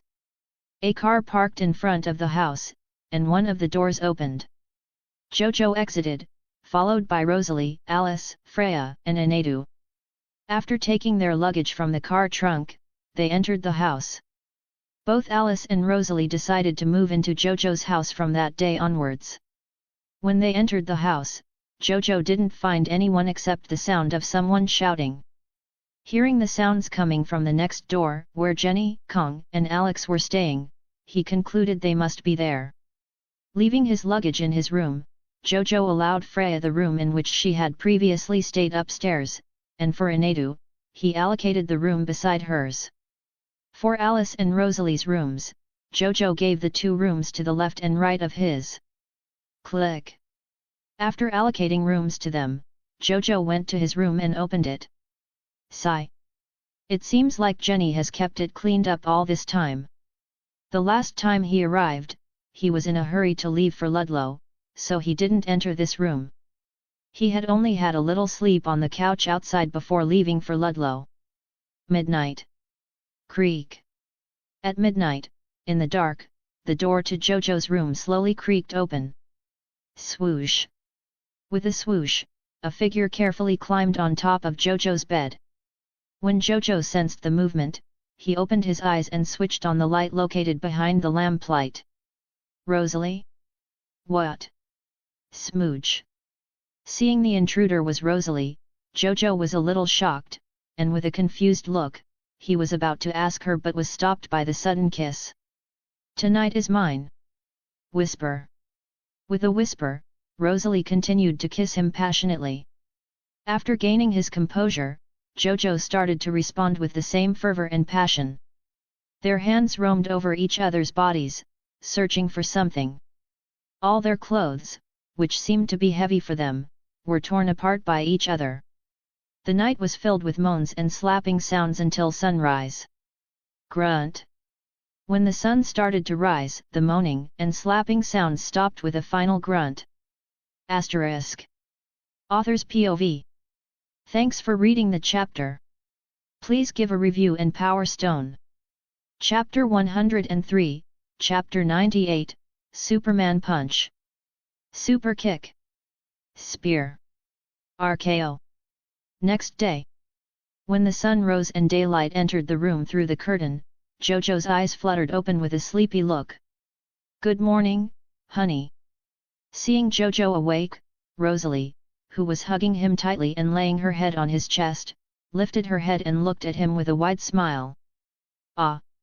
Smooch. Good morning. Looking at Rosalie lying on him, Jojo didn't hesitate to grab her, which startled her, and he kissed her lightly on the lips before greeting her back. After the morning kiss, Jojo got up from bed and walked to his restroom to take a bath. While Jojo was bathing, Rosalie, who had sneaked into his room last night on the important mission of taking Jojo's virginity and succeeded, entered the bathroom with a grin. Phew. There's enough room for both of us, right? Thud. With a provocative giggle and a teasing tone, Rosalie entered the bath and closed the bathroom door. After an hour of bathing. After bathing, both Rosalie and Jojo went downstairs and walked to the dining area. Jojo. You're back. Seeing Jojo after a long time, Alex, who was overjoyed, ran to him and hugged him excitedly. Yet. Alex, I also brought a surprise for you. Grin. With a teasing grin plastered on his face, Jojo teased Alex, who widened his eyes. Ta-da! Seeing Alex jumping in anticipation, Jojo gave a signal to Rosalie, who nodded with a smile, vanished, and returned in a second. In her hands were 3 gift boxes, each wrapped in a different color and size. Here it is. Jojo smiled, took a large gift box resembling a pizza box, and handed it to Alex. Swoop. Alex, who had been controlling his curiosity all this time, swooped the gift box from Jojo's hand and started unwrapping it. When he fully opened the box, his eyes widened at the sight of DMC's special limited edition Sword Prop Rebellion inside. It's Rebellion. It's Rebellion. After being stunned for a second, Alex shouted while lifting the sword prop like Rafiki lifting Prince Simba. Thanks, Jojo. I always wanted it, but my stinky old man wouldn't buy it no matter how much I begged. Placing the sword on the nearby chair, Alex pointed at Kong, who was enjoying breakfast and complained with a defeated look. Underscore. Cough. I said I would buy it next time. With a twitching eye, Kong retorted in irritation, seeing his son calling him a stinky old man. Where did he learn such words, calling me, seriously calling me stinky old? I'm just 30. Should I pay a visit to his school? Hearing Alex refer to him as an old man made a vein throb on Kang's forehead, and he made a mental note. What? Then tell me why you bought that box of balloons when the woman from the store winked at you, and when I asked you to give me one from the box, you refused, saying you'd buy another one for me next time. Listening to Kong, Alex narrowed his eyes, pointed at Jojo, and shouted in frustration. Unaware of the atmosphere around them growing colder, his mother Jenny's face darkened, her whole body starting to shiver slightly. Underscore.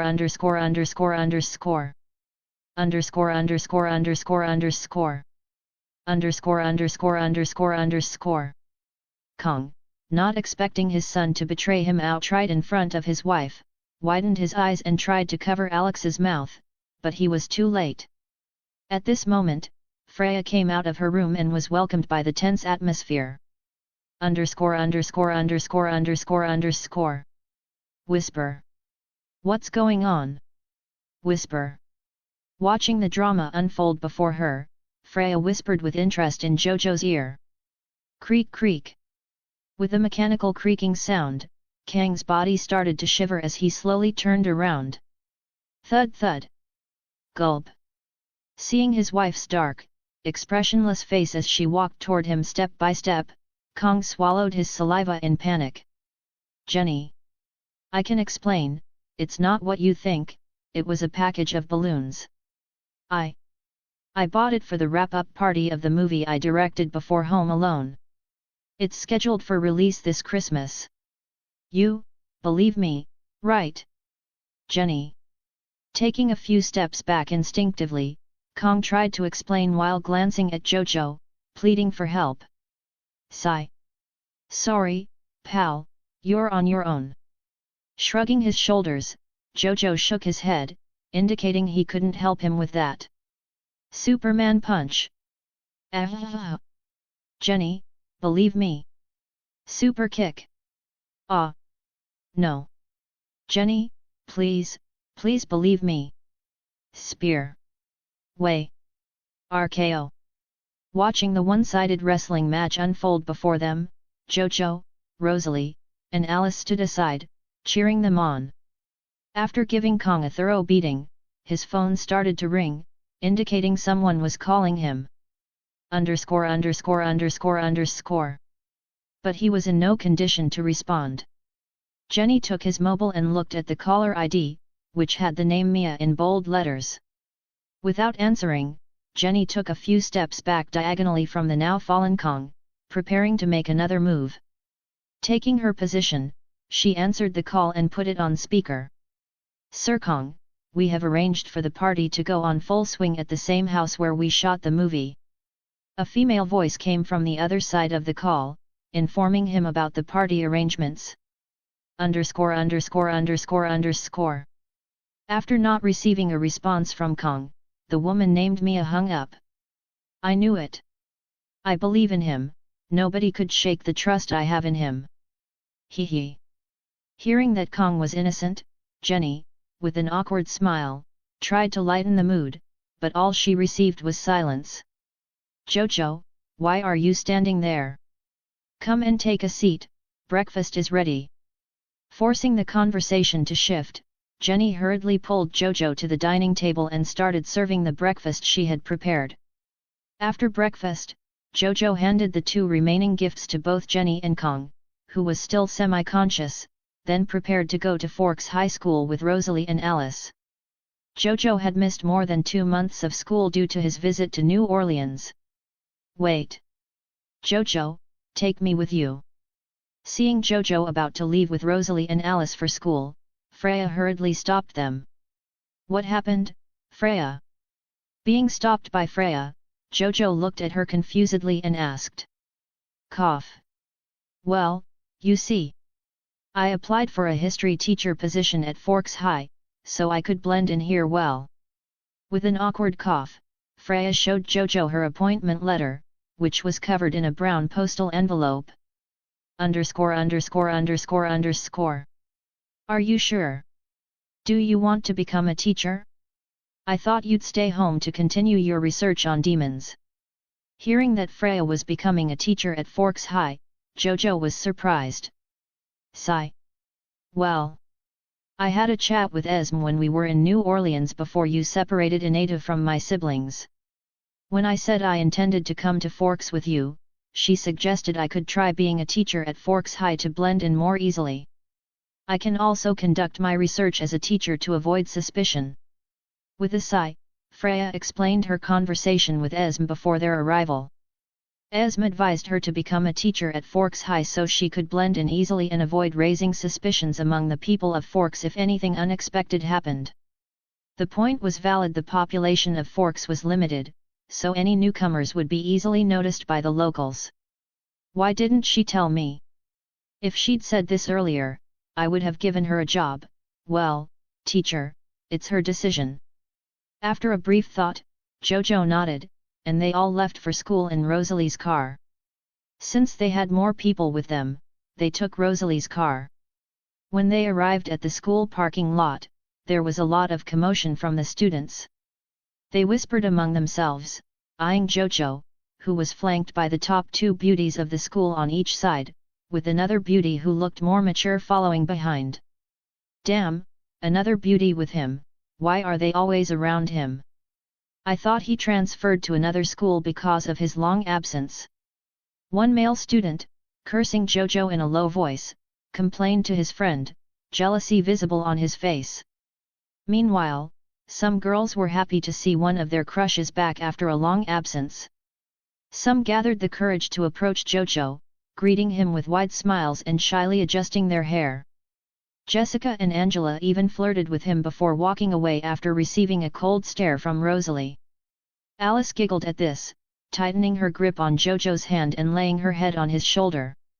After school started, Freya went to the principal's office, handed over her appointment letter, and officially joined Forks High as a history teacher.